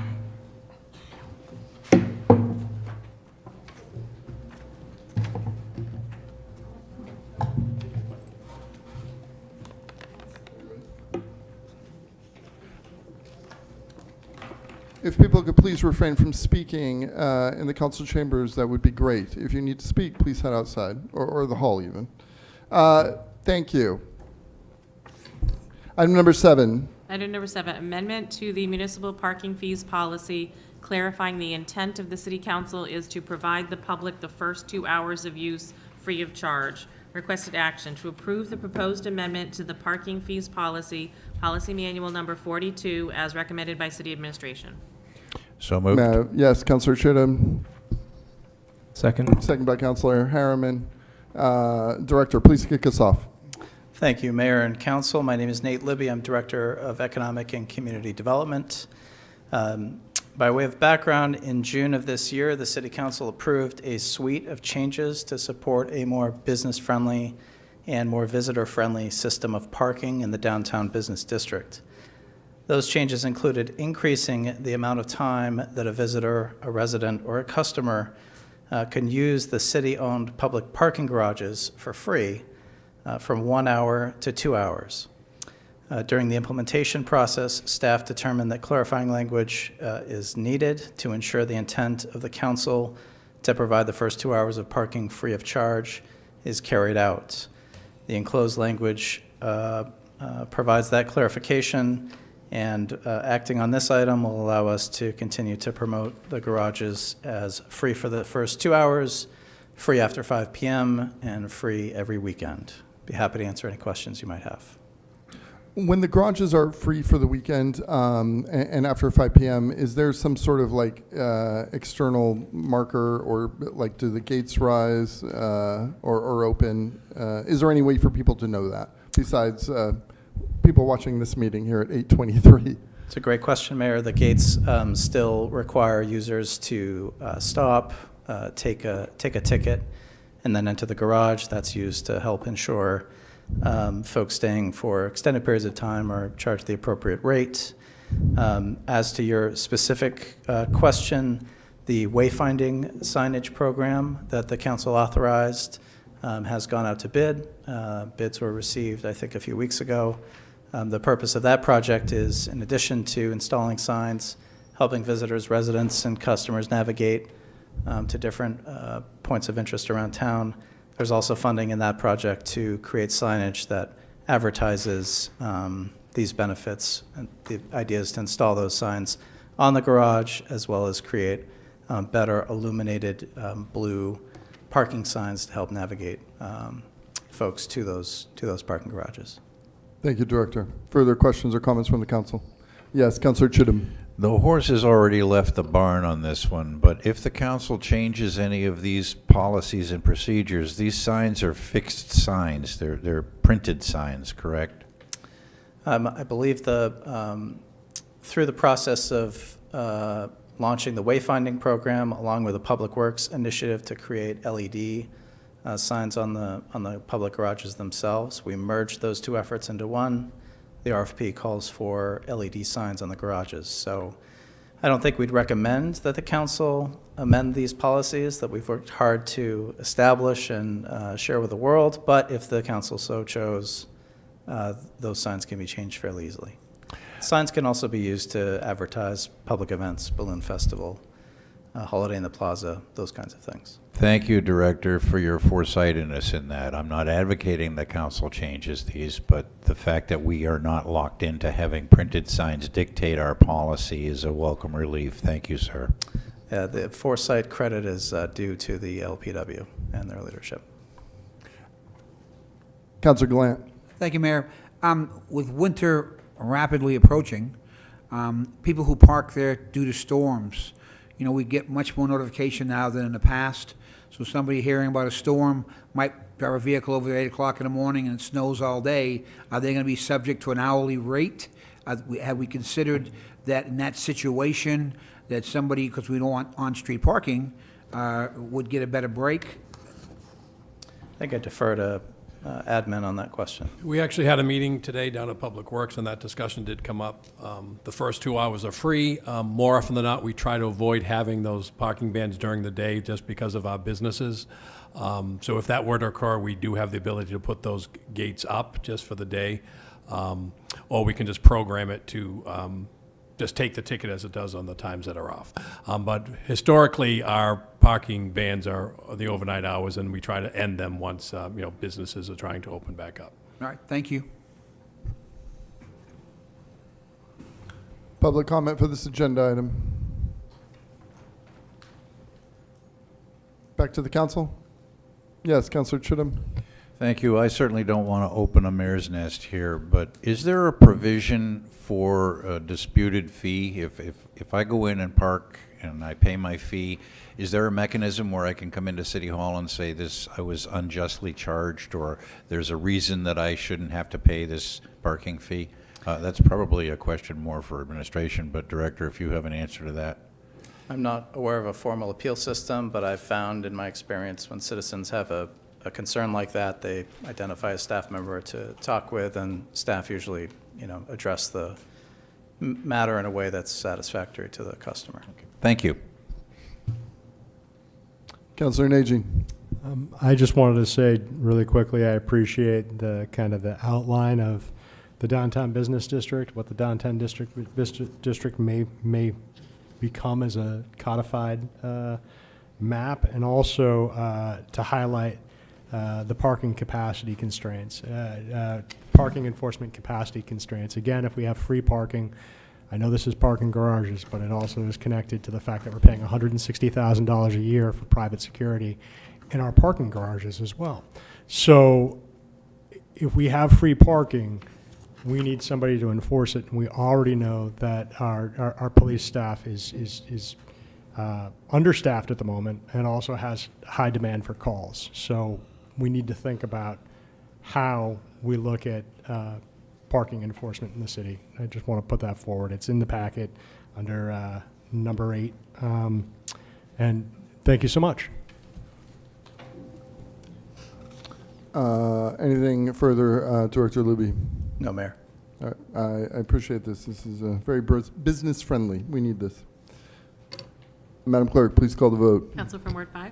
Yes. Ward 6? Yes. Ward 7? Yes. Ward 1? Yes. Ward 2? Yes. Ward 3? Yes. Ward 4? Yes. Motion passed by a vote of 7-0. Thank you very much, Madam Clerk. Item number 8. Item number 8, amendment to the traffic schedule to prohibit parking on a portion of Ash Street. Requested action to approve an amendment to the traffic schedule to add parking prohibited at all times, starting at the northwest corner of Ash and House Streets and extending west to the intersection of Ash and Horton Streets, a distance of 215 feet, and starting at the southwest corner of Ash Street and Prince Street Alley and extending west to the intersection of Ash and Horton Street, a distance of 108 feet. May I have a motion, please? So moved. Councilor Glam. Second. Second by Councilor Chittum. Thank you very much for being here. Lieutenant Thies, please kick us off. Thank you, Mayor, councilors. City administration was recently contacted about some complaints in that area from the warming shelter at 70 Horton Street, ongoing issues with loitering and parked vehicles, prostitution, and drug use. I think the original proposal was to limit the parking or to have no parking from on Ash from Howell to Horton Street. And when we took a look at the study, I think there was one residence on Ash Street at I think it was 143 Ash Street that would affect that negatively. So I think we compromised and agreed that the best course of action was to have no parking on Ash Street from Prince Street Alley to Horton Street. And I think the residents at 70 Horton Street spoke to some of the neighbors out in that area, and I think we've compromised and came to the agreement that's the best course of action right now, where it would really affect nobody. Thank you. Questions, comments from the council? Councilor Glant, Councilor Chittum, I apologize. Thank you, Mr. Mayor. We're almost to the point where I owe you lunch. So, It's, yeah. we're getting there. I'll keep working on it. Lieutenant, thank you for being here. Do you have any idea how many legitimate uses? It looks to me as though about 15 spaces are being affected here or removed. That's not aligned to the designated spaced area. It's simply free-for-all parking. It's free parking, right. And the only, like I said, the only residence was that one building at 143 Ash Street. So that's why we agreed to put it on the other side of the street where it really would affect nobody. Okay, and the business, the sole business that's there, I believe, is Grayling Cunningham's Orbit. Orbit, correct. Has he been notified? It's my understanding that, I'm not sure, I couldn't speak to that, Okay. to be honest. Thank you. Could we have the shelter manager come and speak to that really quickly while we're talking about that?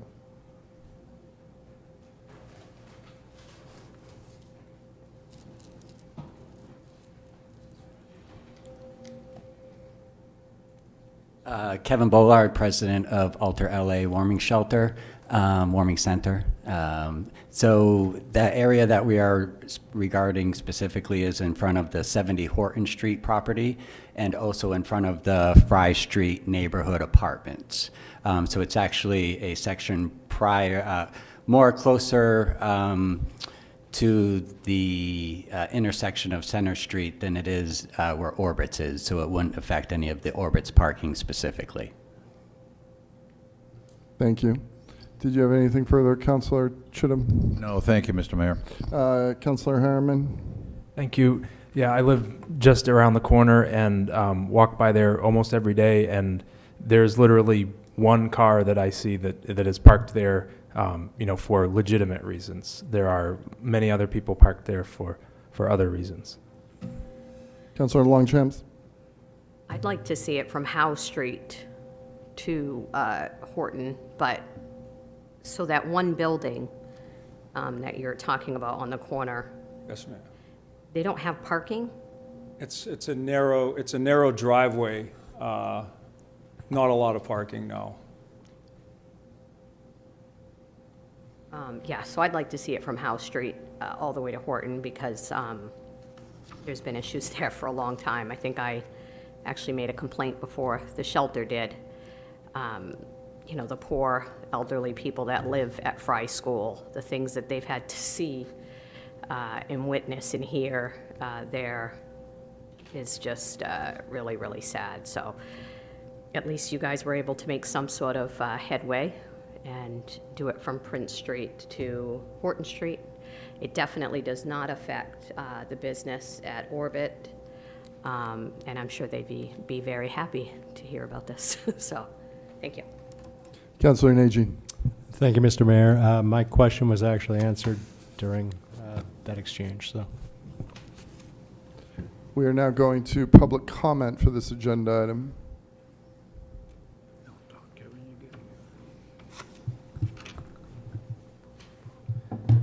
Kevin Bollard, Ward 4. I'm also the president of the Alter LA Warming Center. Thank you for the opportunity to speak with you guys this evening. Throughout the week, at nearly any hour of the day, our neighborhood experiences activity that no community should grow accustomed to. On Sunday mornings, while families gather for worship at the Basilica of St. Peter's and Paul, on Monday afternoons, as parents stand outside our building waiting for their children to step off the bus on Ash and Horton, on Tuesday evenings when neighbors are out for a casual walk, on Wednesdays between 2 and 3 p.m. as middle and high school students make their way home, on Thursday mid-mornings as residents sit outside enjoying the weather, on Friday evenings during the busiest time where the normal traffic is coming around for their weekend rendezvous, and on Saturday mornings when Fry apartment residents are outside walking their dogs. During all of these moments and countless others, our property has become the backdrop for a year-round pattern of men driving through the neighborhood and openly soliciting women on our streets. This is not an occasional problem. It is a 7-day-a-week, 365-day-a-year pipeline.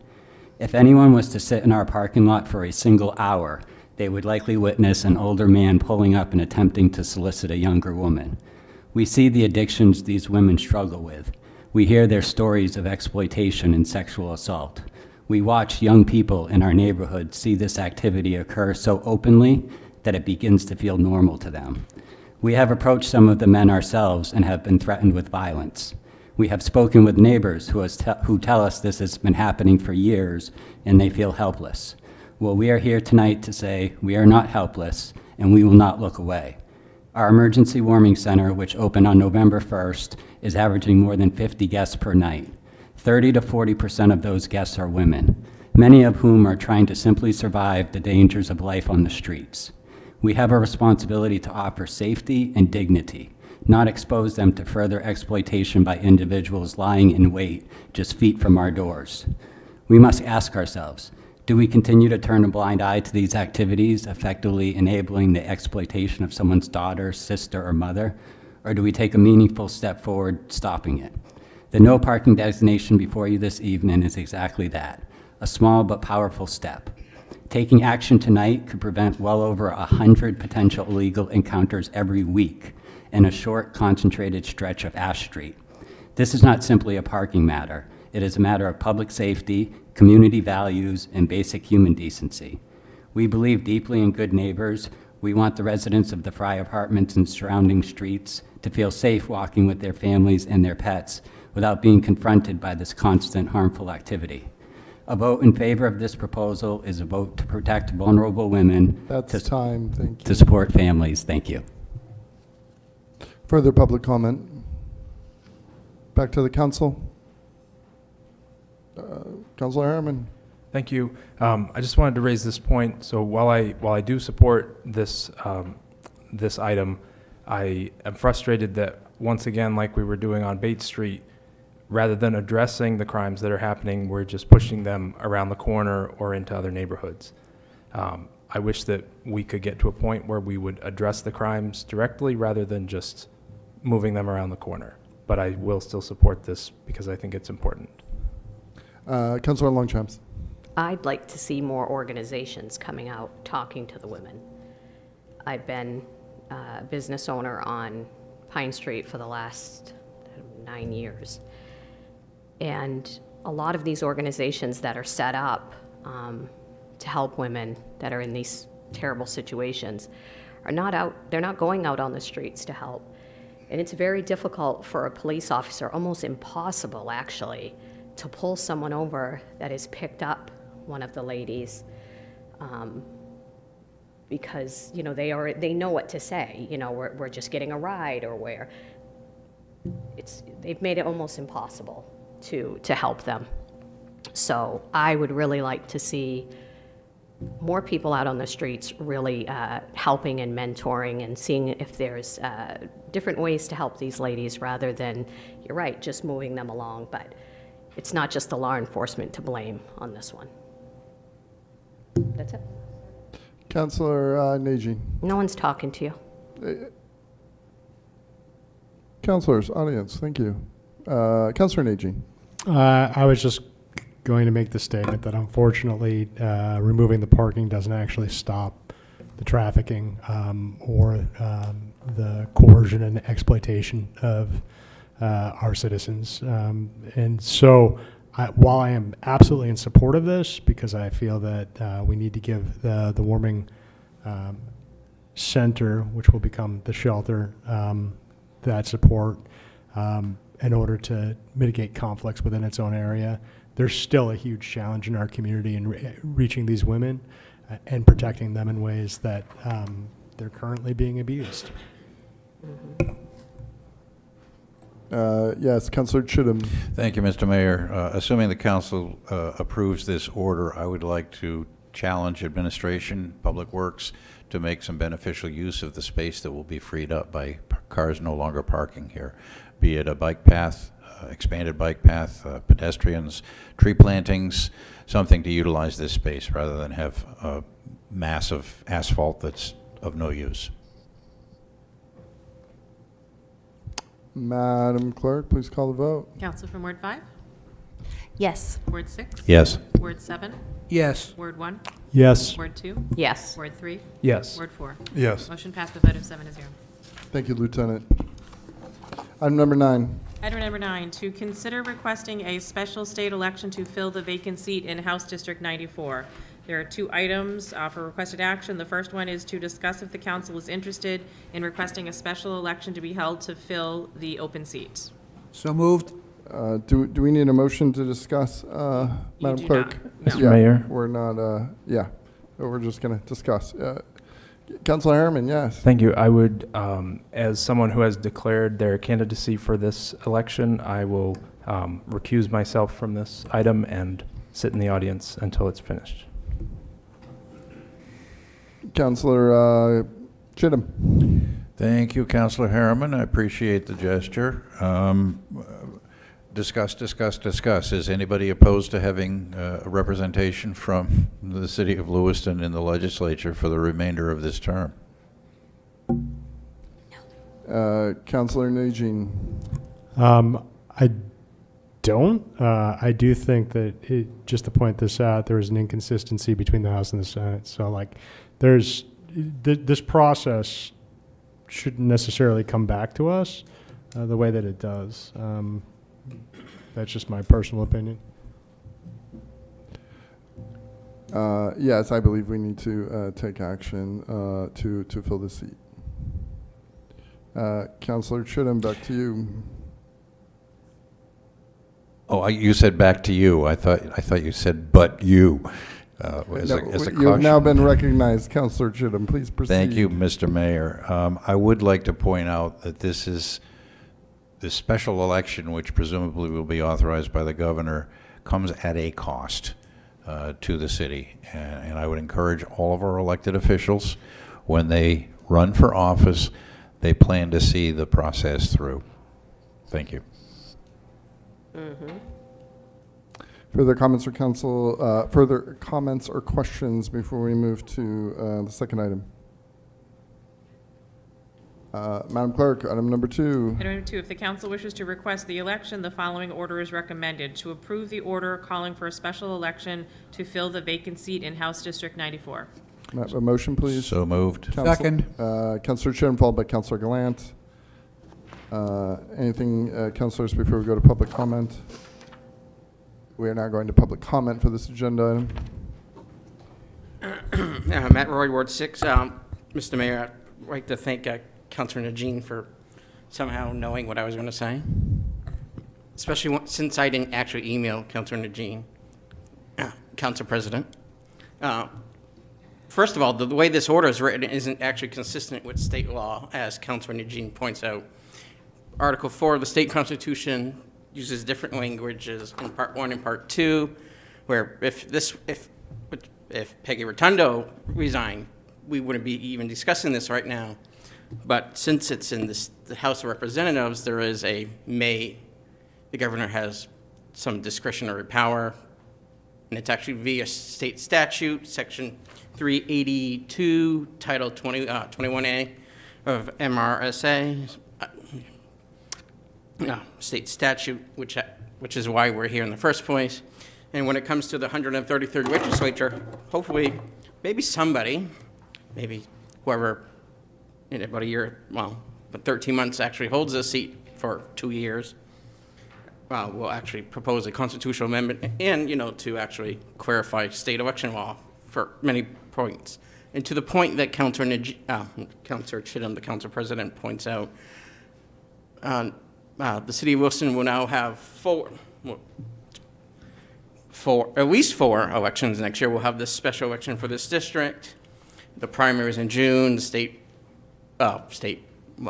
school budget referendum, and then the general election, where basically everything in the state of Maine is going to be a very crowded ballot anyway. It's going to be like 3 pages probably. Of course, that's even before we get to any possible statewide referendums next year, because there are two circulating. Again, in short, this is an anachronism that it's been state law for many decades and should be addressed, because we shouldn't even be asking this question. Of course, then we are going to be in the second session, which is an emergency and going to be done by tax day in April anyway, which again gets to the whole cost issue. And at least there's not actual primary that's on the taxpayers' cost, because there'll be a caucus by the political parties. So if you're unenrolled, a Green Independent, or a Libertarian, you will have no voice and no choice of a candidate in this special election. Thank you. Further public comment? Back to the council. Councilor Gallant, yes. Can the city clerk explain to those out there in TV land how much time? If we agree to do this tonight, how fast does the ball get rolling, and when do we expect it to happen? So we couldn't get a clarification on that. I'm thinking February, March, April-ish, sometime within there. If the council approves this tonight, we'll notify the governor's office tomorrow so they can get the ball rolling. But as Mr. Roy said, that the Secretary of State's office will have to notify the political parties, the local political parties. They will have to hold a caucus. I don't know how much time the state statutes allows for that. After the caucuses are done, or actually I should say simultaneously during the time frame of the caucuses, my understanding is unenrolled voters who wish to seek the seat will also have time to circulate and collect signatures on their petition, probably happening simultaneously during the caucus scheduling. After that, the Secretary of State's office has to design and lay out the ballot. The ballot has to be printed, and absentee ballots will be available, I believe, for a full 30 days. I don't believe it's shortened. So by the time you factor all of those steps in, February, March, April, beyond that, I don't know a time frame, because I don't know how long in advance the caucuses have to organize and that sort of thing. Thank you. Sure. Thank you, Madam Clerk. My reaction to that is, oh my, and we should pass this tonight. Further questions or comments from the council? Madam Clerk, please call the vote. Counselor from Ward 5? Yes. Ward 6? Yes. Ward 7? Yes. Ward 1? Yes. Ward 2? Yes. Ward 4? Yes. Mr. Mayor? Yes. Motion passed by a vote of 7-0. Thank you, Madam Clerk.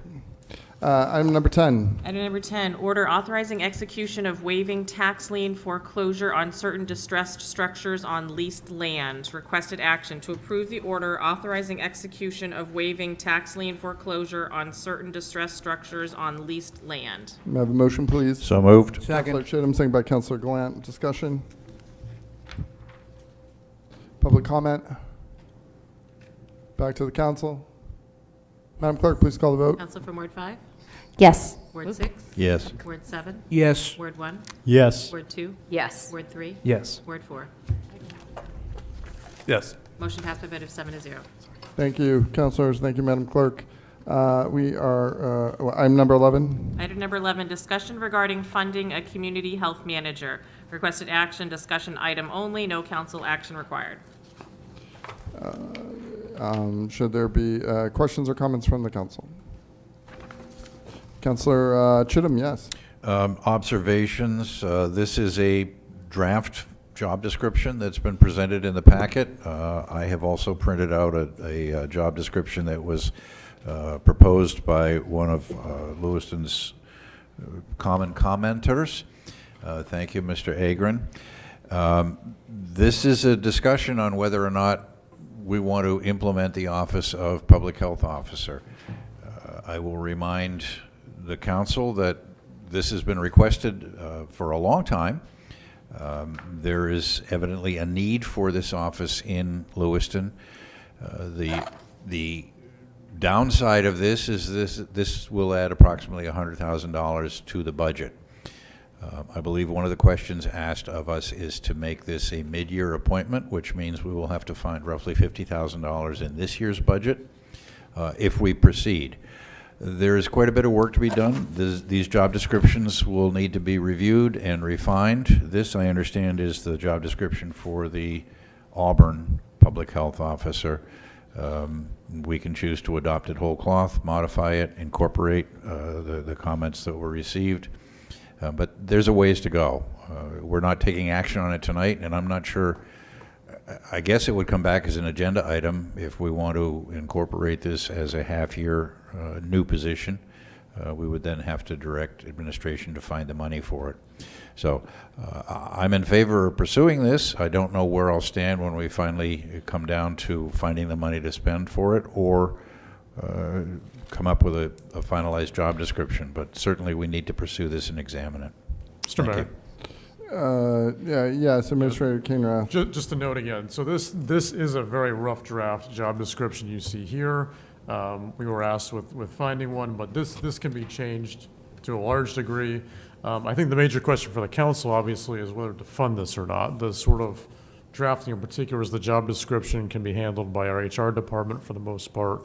But the big question, as Councilor Chittum pointed out, is do we want to fund this mid-year? Do we want to develop something and fund it in the next budget cycle? So the funding is the big question for the council, whether we want to fund that. Our finance director is here, can maybe shed some light on possible sources of funding. But I just wanted you to know the job description, this is very malleable. This is a rough draft. This is an example from the city of Auburn, but there are many out there. There are many different titles out there. Community versus public, health manager, health officer. There are many different titles and descriptions out there we can work with. Yes, I mean, we have a very capable HR director who will handle this, I have no doubt. Thank you. Councilor Nagy.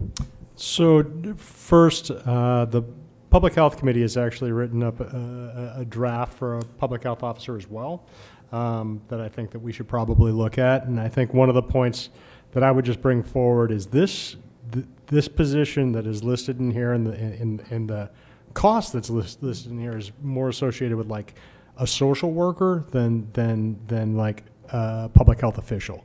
And so it's just something to think about, because this is geared towards specific functions that, and again, this is all rough, I know that, but this is geared towards specific functions that miss, I think, a large piece of like the fundraising efforts, as well as through grant writing and also community leverage for community support for NGOs that already do this work. And it is also focused most on homelessness and the opioid epidemic, and a public health officer would also deal with larger issues, other issues within the community that affect public and community health. And so I just want to point that out. I'm in support of a public health officer. I also think that we should probably have a conversation with Auburn about what they're spending and how they're organizing that, as well as possibly even Lisbon. I think an area public health officer might actually be something that would be more beneficial to us than just looking at a Lewiston office position. So I just want to name those things. I'm in support in general. One of the big pieces, again, is like when we went through all of the work around the SSPs and harm reduction, having a city position that answers to the administrator, that advises us on public health policy, I think is an important thing. Sometimes we stick our toes into things that maybe the municipality shouldn't be dealing with, and then sometimes we have to collect information ourselves in ways that isn't informed to the particular problem. Like, I don't really know anything about black mold, for instance. It's an issue. A public health officer should be looking at something like that. That's all. Thank you. Councilor Gallant, did you have something? Thank you, Mayor. Just want us to circle back around. We're not working on the merits of what we're reading. We're working on the merits of, do we want to fund it? If we fund it, then we have a capable HR director who can get plenty of copies and work with the right people, just like our planning board did, and just like Director Connors did, bring something back to us. And at that point, we can start nickel-diming it. And I wouldn't worry about the $50,000 this year, because we wouldn't get it done before July. So my thought is, let's just figure out if we want to fund it. If we do, let's move on to the next item. Thank you, Mayor. Councilor Sol, yes. Before I melt, I'm going to say that I agree. I think we should have a public health officer. I think it's really important, especially with the size of our city and all the problems that we have in our city with the drug use, the condemned buildings. Yes, I think that we definitely should. Where we're going to find the funds, I'm not sure, Director Roy, but I'm sure that you will come up with something fantastic for us. So There is a memo in the packet. I about saw this. that. Yeah, with reserve. So yeah. Administrator O'Malley, is there a way that we could adjust the thermostat down? Or It's all the way down. That would be a function of Public Works, Mr. Mayor. I've tried to do that, and I'm not able to. And unfortunately, no one from Public Works is here. we appreciate your best intentions. Thank you so much. Councilor Harriman. Thank you. I just want to express my support for this type of position. We do have many different public health issues in Lewiston, and as some have mentioned, homelessness leads to a lot of public health concerns. There's opioid use, and even just substandard housing presents a lot of other public health problems. So I think it's something that it's a position that we should fund, and I'd be in support of bringing it in mid-year. I think we could probably find that sort of money, but if it doesn't get done until next fiscal year, that's okay too. Councilor Roy. Thank you. Yeah, I'm in full support of this also. So. I think Councilor Najin, yes. I just wanted to throw out as well that there are issues concerning seniors that a public health officer could help with, as well as the fact that we had the Blake Street fire where there was no follow-up plan until the Red Cross got there. 2 years ago, we had some pretty powerful storms that knocked out power in neighborhoods, and we had no plan in order to respond to some of the needs there. And that's, again, within the larger purview of what a public health officer does. So, Administration, did you have something else, Councilor Chittum? Yes, I just want to point out, as we walk down this road, we need to learn the difference between a public health officer and a local health official. Lewiston has a local health official in the form of Director Connor. His task, his responsibilities are spelled out in state law. Maybe we could question whether or not the public health officer could also be the local health official. And I like Councilor Harriman's idea that we look at this as a community, perhaps including Auburn and Lisbon. I hope I'm not stealing any thunder, but I also have heard that the Homeless Shelter Committee, and I hope we have a recognition for the work that this committee's done, will be looking for a homelessness coordinator as well. So perhaps those positions could be examined sort of in a big drum, and we could look at what sort of overlaps could be had there. Off the point, Mr. Mayor and Administrator, I would like to have some public recognition of the hard work that the Homeless Shelter Committee has been doing over the past 2 years before they disband at the end of December. We are now, even though we're not voting, we will go to the public for this agenda item. Again, Matt Roy, Ward 6. This is a worthy goal, and there's a few ironies here. First of all, we're basically using Auburn as a template, using Auburn's current job description, which by definition does not equal a rough draft. Then there's the additional irony. Over the last decade, Auburn has backed out of most dual city committees, hence why the A in the Public Health Committee stands for Lewiston area and not Lewiston-Auburn anymore. Of course, then there's, the actual financial budgetary ironies here. Again, rightly so, the council year after year does a lot of hand-wringing about what should be in the budget, what shouldn't be in the budget, but routinely, year after year for many, many, many years, we're for a position where we are right now, wanting to add something, trying to find the money after the fact to fill certain gaps. That is not responsible financial stewardship of the taxpayers' money. Councilors, thank you. Ronnie Parity, Ward 6. I apologize to the council and to the people here for my outburst. Anyway, as you know, I've been asking for this, and I felt that we need that because we took so long with the syringes and the thing.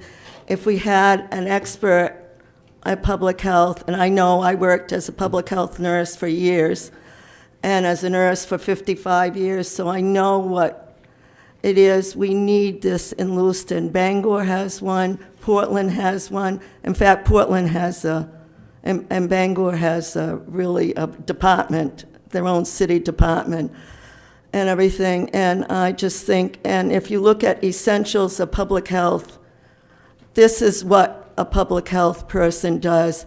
I think the one in Auburn is too weak, okay? This is what you want to focus on. And we really need it, and I agree that we need it with the seniors.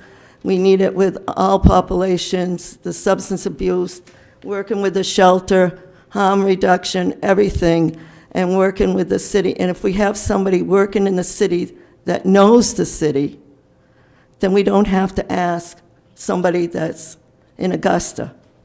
And it might have not take so long to figure out like what we've been going through for 9 months with the syringes and everything.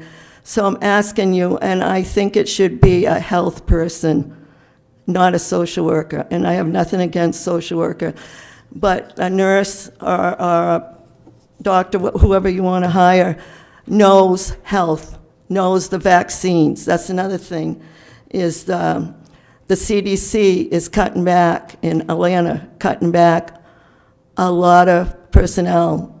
So we might not have the people we need to ask these questions. What happens if there's a disaster, another ice storm, all that stuff? And I know I went through the ice storm and had to make beds over the gymnasium because I was working for Androscoggin Home Health. So I know what going through in a disaster and everything. And also we will get the right information because this person should be doing data and research. And that way the public can have the right information and not somebody that doesn't know what's going on. Thank you.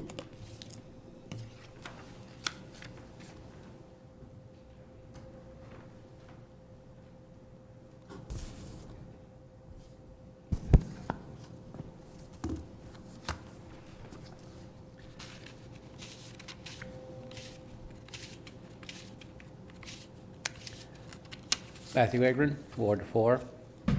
So when our shelter committee made the presentation here before the council, we asked the city to consider adding a public health officer, a homeless coordinator, and a public health department. While I think all three were worthy goals, I think the only one that can help the city the most and would be the easiest for us to add is a public health officer. I know that the public health committee was, in theory, building a job description too, but I worked up my own and have it to share with you all, if you hadn't read your emails like Councilor Chittum had.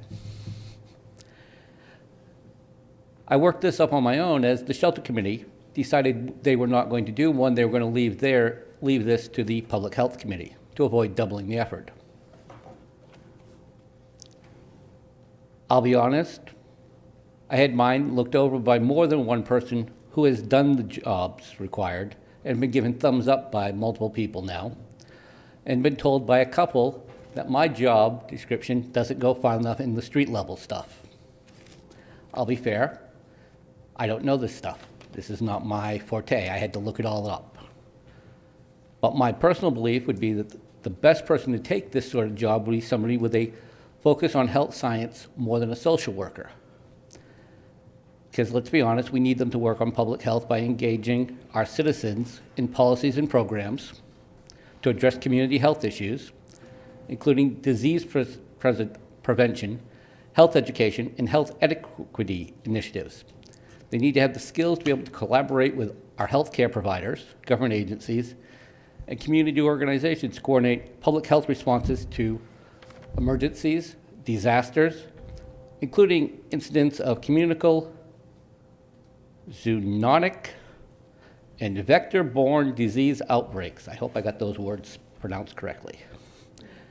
They need to be able to keep on top of the epidemiological surveillance of health and disease trends in our population. My thought where to put this would be in the Code and Enforcement Office, because we at least already have a local health inspector in there. My hopes would they could be able to work together to keep the Lewiston community as safe as possible. I also don't think this needs to be funded immediately. This can be looked at when your next budget cycle comes around.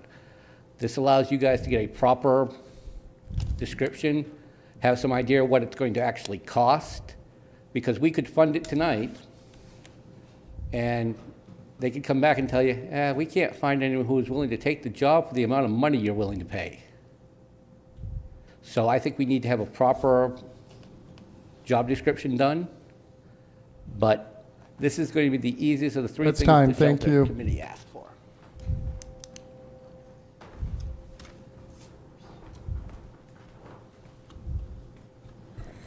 Hi, my name is Melissa Dunn, Blake Street resident. I'm pretty sure we're going to have like further conversations about this, but I would particularly be very concerned if there was a public health officer working in or the same position as code enforcement, only for the fact that code enforcement has been utilized as a tool to carry out like extra punitive measures when working in conjunction with police and things like that, and results in things like shutting down of buildings, fines, and who tends to particularly get targeted in those efforts are Black and African property owning people, Black and African business owning people, simply by association of a tenant living in their building or something like that. And so there's institutional things that I'm concerned about.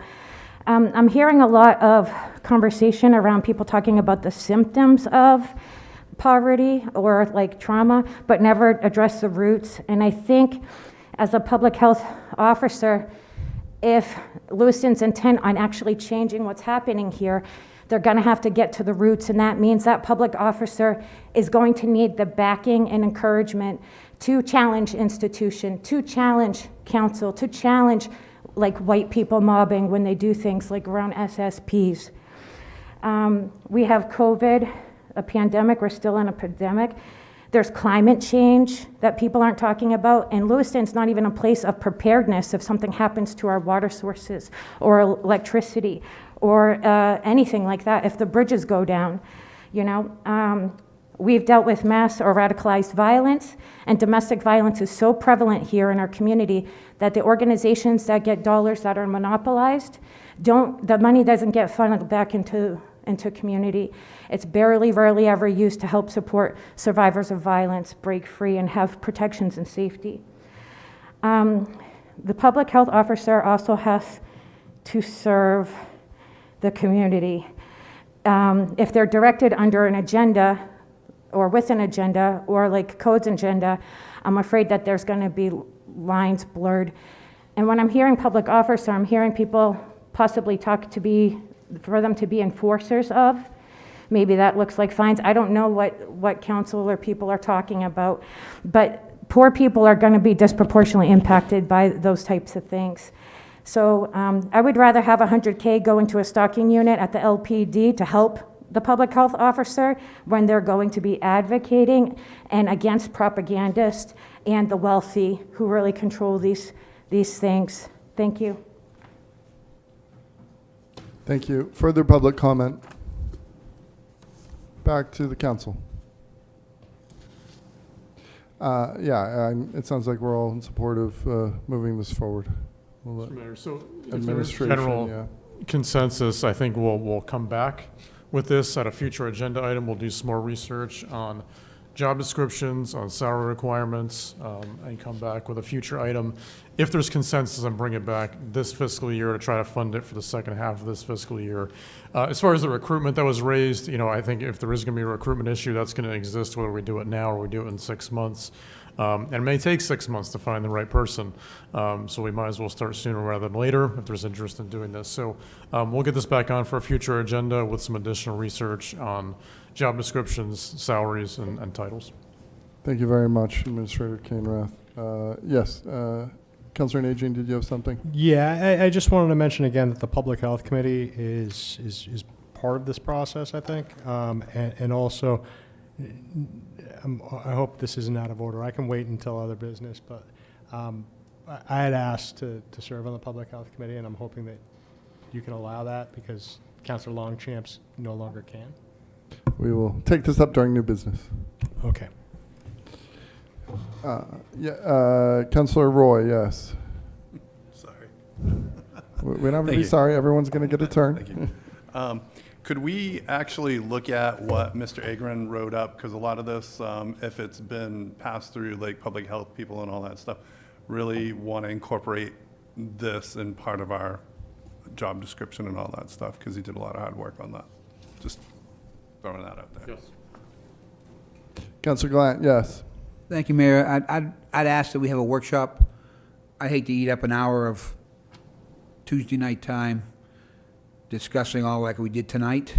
First, when you get your information together, have something presented to us, kind of like we did when we started the Needle program, and then we can hash a lot of things out before we get here in front of public if possible. Thank you. I think we're set with this, councilors. And Ronnie, thank you for this. We are now up to item number 12. Item number 12, discussion regarding changes to the city charter. Requested action, discussion item only, no council action required. Councilor Glant, please kick us off. Seeing how I asked to have this put on there, we've come across a lot of stumbling blocks in the 2 years that I have been here, where the charter has cut us off at the knees from doing anything that seems to be correct. I think our charter is much outdated and way behind the times, and I think that we have an opportunity with the November election coming up where we'll have a good turnout to do the work now and get it out there so that we can have a decent new working charter. I'm not saying everything should have to be redone.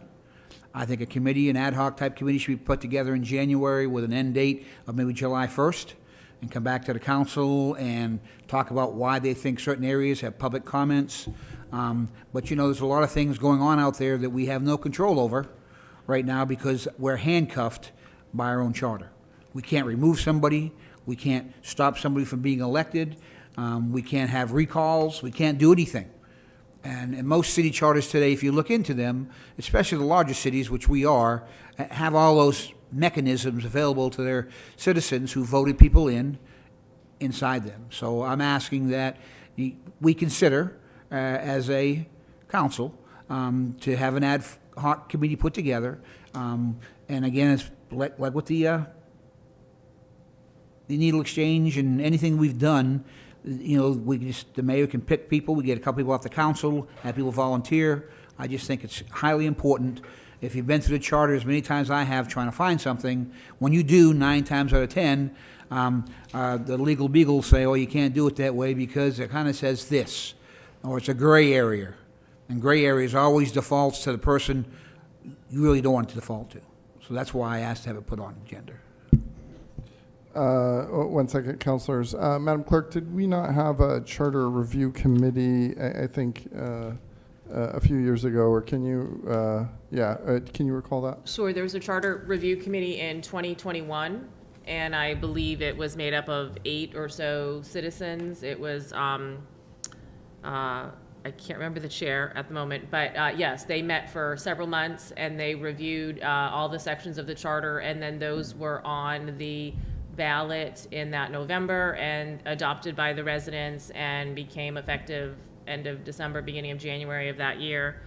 So it was just about 4 years ago. There is a clause in the charter that requires every 10 years on the year that ends in number 1 to have a full review of the charter every 10 years. So that will be coming up in the next couple years anyway. And there is the charter review committee that is possible. And then are you able to talk about what a charter commission could look like? That's all regulated by state statute, and typically a charter, and I may get this wrong, but a charter review committee might be looking at just 1 or 2 specific items specific topics, as opposed to a charter commission would look at the entire language of the charter, very comprehensive review. I believe even the city council might have the authority to send a matter to the voters on just a very limited 1 or 2 topic change in the charter. Same thing, subject via citizen petition as well. Okay, thank you. Yes, Councillor Harriman. Thank you. Yeah, I think that Councillor Gallant has a good idea here. There are other issues with the charter that have come up as I've looked through it.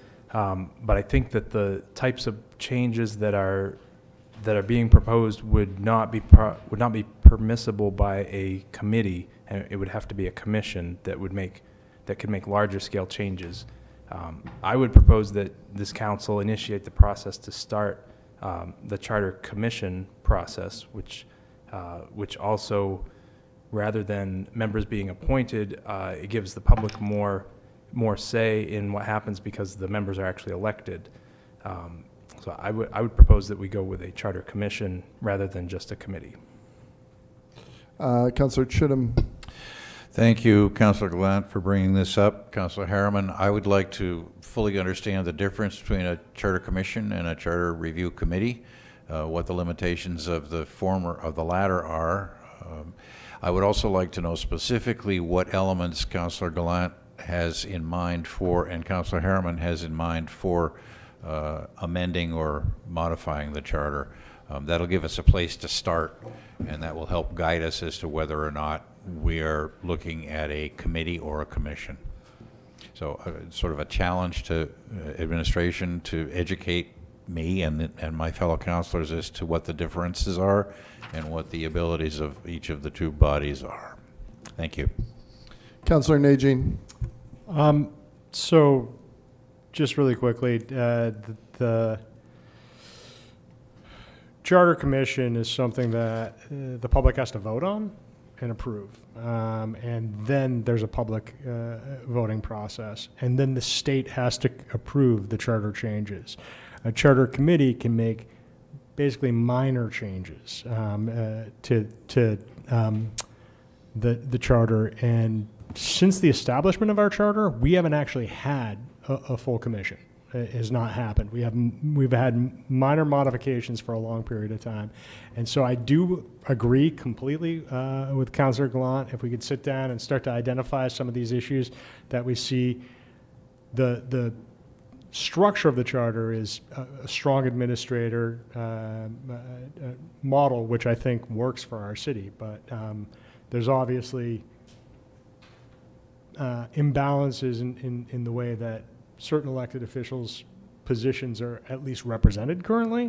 And I do think that, when we look at state election law, for instance, there are pieces where the guidance from the state could possibly be different on a municipal level, but right now we say nothing but refer back to the state guidance. So, it's something that we should do thoughtfully, and ultimately, if we're putting something forward with arguments in order to have a commission, that vote probably wouldn't be placed by the public until November. And so, but that process we do need to start if we're going to get anywhere.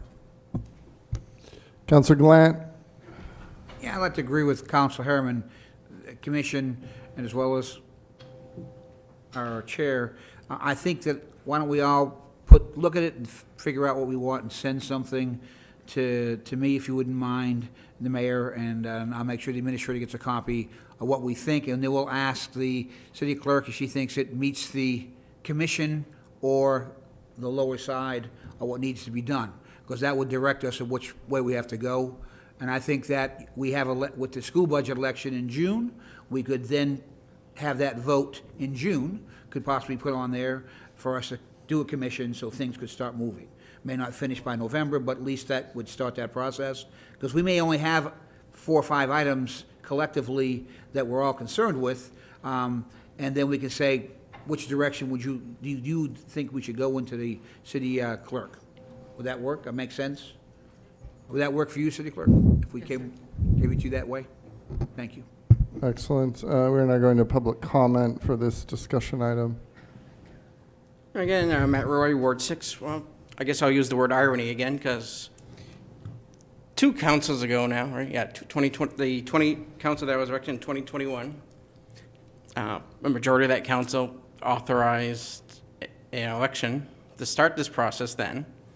And due to freedom of access requests, we found out the then city administrator, Heather Hunter, when the new council came in, that was voted out 2023, on their first meeting nonetheless, withdrew that possible election.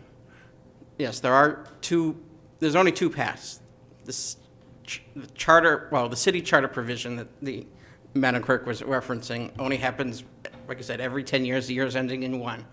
Now, it could be argued that the staggered term change that they proposed does not fit within the 4 corners or definition of a minor change. That is a major structural change. And the reason the review committee states in their report that was presented to the city council back then was because of the 2017 election. There were, as we all know, there are 8 elected seats on the school committee plus the city council rep. And there were 6 new people in office. 5 of those were due to incumbents: Paul St. Pierre, Tom Shannon, Ben Martin, Linda's gone, and myself chose not to run for a re-election. That is a false premise for that. The only, again, we could, yes, so, like I pointed out earlier, there are going to be multiple elections, so the council could just, in December, put this back out for the people to choose if they want to actually do a charter. And as the council president remember, during the merger talks 8 so years ago, when he actually ran for one of the 3 seats that's defined in state statute for this, Wells and Knowles, there's a process to correct and then be elected come November, then we can actually do this, which it's, again, the charter is an anachronism. It's been in effect since 1980. We're approaching 46 years. It's an anachronism. Apparently is my other favorite word tonight, but yes, we should move forward and actually change. And so the issues that you've all complained about process and, this quote-unquote sausage making is too city administrator driven, which was a design feature of that charter back in 1980, largely due to Lucian Gosselin and Chip Morrison. Thank you. Further public comment? Back to the council. I think we have a plan, Madam Clerk. We are now up to the second public comment period. For those who did not speak during the first public comment period. Public comment is now closed. We're now up to reports and updates from the council. Councilor Gallant. I'm thankful that the Senior Advisory Council has given me notes. I have not been able to attend for personal reasons the last few months, and I'm hoping that in January, when someone new is selected, that they'll be able to be there more often than I have been. But on October 27th, the council hosted about 20 people for a luncheon for a meet and greet that we advertised with the city administrator at the Armory. There were introductory remarks, and the seniors talked about things they liked, didn't like, and they'd like to see changed. At their November meeting, the council was encouraged by the attendance of 3 community members who were not previously attended and spent much of the time discussing the advisory relationship between ourselves and the city council and about our age-friendly community and how things are going. I would like to, personally thank the committee when we started this over a year ago, and we have a really good nucleus, a really good team. We've got 1 grant. They use the money really well, and we've been getting the information out there, and I'm hoping that it continues to move forward. They agreed to meet with the city administrator again in the first week of December, I believe it says on here, and talk about other things. And I'm sure housing's one, a place and building that we'd like to have that we can go to and call our own, or a space so we could use, other than what's going on at the Armory now. Currently, the people in the Armory, unless things have changed, are basically, they're paid type thing. They're seniors, but they pay to be and do what they do, their own group. They're not the Lewiston group. And we hope that maybe we can combine that at some time and make that work out in that process. And I want to thank Christine Holden for giving me this information. Thank you. Councillor Glant, or, Councillor. It's getting, Now you officially owe me. It's getting late. You're both incredibly good-looking. Councillor Chittum. Thank you, Mr. Mayor. It was stated earlier that the county budget has not yet been scheduled. My understanding is that the final hearing on the county budget is tomorrow night. It was tabled on the 5th at the last moment, and the announcement that came out was cryptic, but after you work your way through the numbers on that, it appears that the county commissioners will be approving a budget tomorrow night. I encourage anybody who is not happy with the 14% increase in county budget this year to attend and let the commissioners know how you feel. I will save everything else for other business. Councillor Harriman. Thank you. A quick update from the school committee. I got a couple items here. School committee met last night. We approved a few field trip requests. One is a group of students from McMahon Elementary going to Boston to walk the Freedom Trail and to visit the Museum of Science. There's a group from the Green Ladle Culinary Program going to Southern Italy. And there are some Jobs for Maine graduate students going to Boston to the Celtics training facility for some anti-bullying and inclusiveness training, and they sort of get trained as ambassadors and come back to our district and can help spread that knowledge. The second item is that the transportation contract is open again. It's that time, so the district is submitting or is soliciting RFPs for the transportation program. That includes both the school buses and the vans, the smaller vehicles that go around all around the city. It's quite a large district, and they hope to get a few different RFPs to pick from. That's all I've got. Further reports and updates. We are now up to new business, or did you have a report and update? No, I have a question. Yes. May I ask Councillor Harriman a question?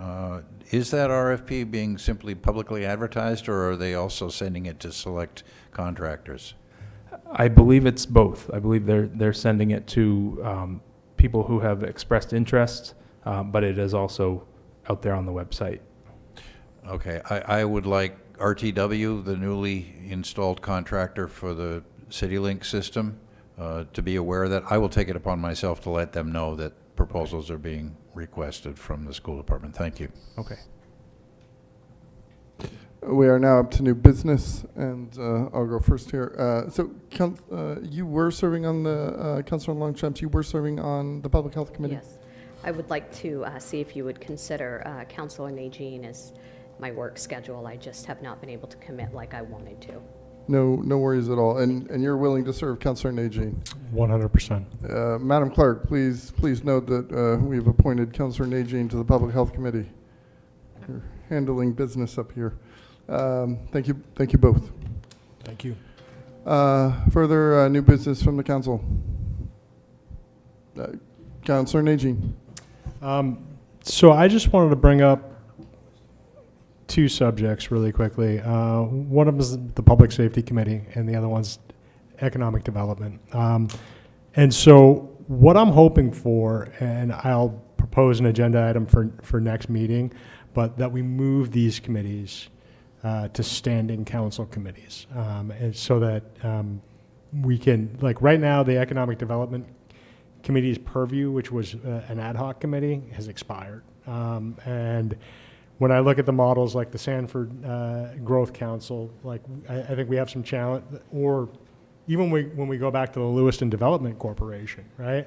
Like we have some problems in making some of those things happen at the moment. And the Public Safety Committee, again, I think public safety is a major concern for the community, and If it's driven possibly from council and administrative position, possibly we could get more meetings, honestly, and in ways that, you know, I hear the administrators say that top priority is public safety. Second priority is economic development. You know, they're hand in hand, right? And so I just want to be able to move this possibly to a place where, as a standing committee, council committee, maybe we'll have more interaction to move this forward and kind of have more participation from administration to direct some of this as well. So that's just my thought. I'll propose it as an agenda item for the next meeting. Councillor Chittum. Can I talk? Thank you, Mr. Mayor. I would ask that the Lewiston Housing Authority give us an update on the Martell School post haste. I don't care if that's an in-person report or a written report, but I would like to have good factual information with a rationale for the extended delays on that project presented to us at our next council meeting. So just to address that quickly, they are going to be giving us quarterly updates from now on. So on December 2nd, which is our next meeting, they're due to be here for an update.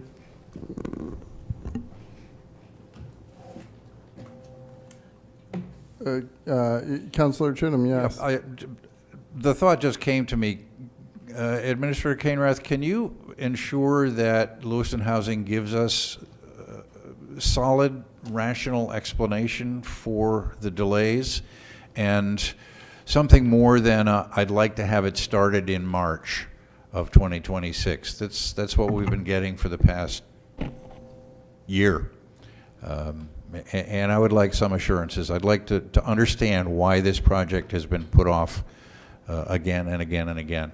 So concrete examples, if you could instruct Lewiston Housing to provide that at our next meeting, I would appreciate it. We can certainly pass that along, but I think it'll be up to Director Kilmurray to answer those questions. Well, we'll certainly pass that on.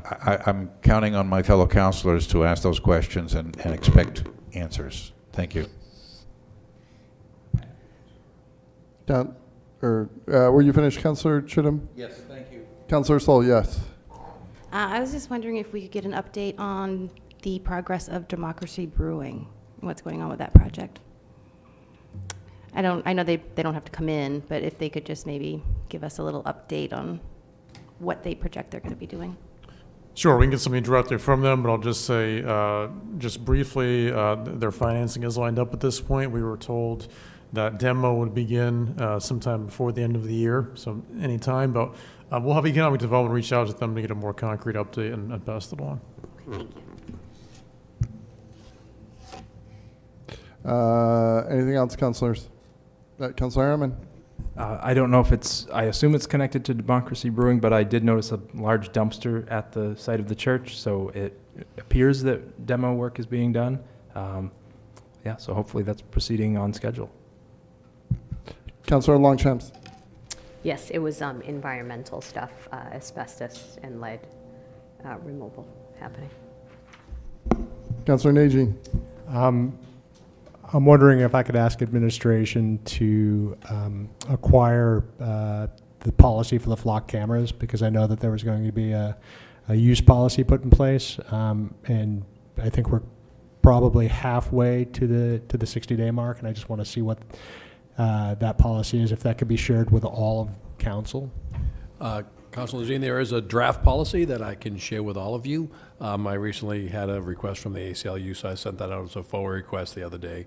I will let you know it's still a draft. They're still working on it and seeing what they're going to be a finalized policy. Perfect. But I can share that with all of you. I appreciate that. Thank you. Did you have something, Councillor Lamp? Madam Clerk, I think we could possibly be ready to adjourn. So that's a motion to adjourn? Do we have a motion to adjourn? Yes. You do. Councillor Chittum, second by Councillor Sol. Madam Clerk, please call the vote. Counselor from Ward 5? Yes. Ward 6? Yes. Ward 7? Yes. Ward 1? Yes. Ward 2? Yes. Ward 3? Yes. Ward 4? Yes. Motion passed by a vote of 7-0. Thank you, Lewiston. Have a wonderful night, and happy Thanksgiving.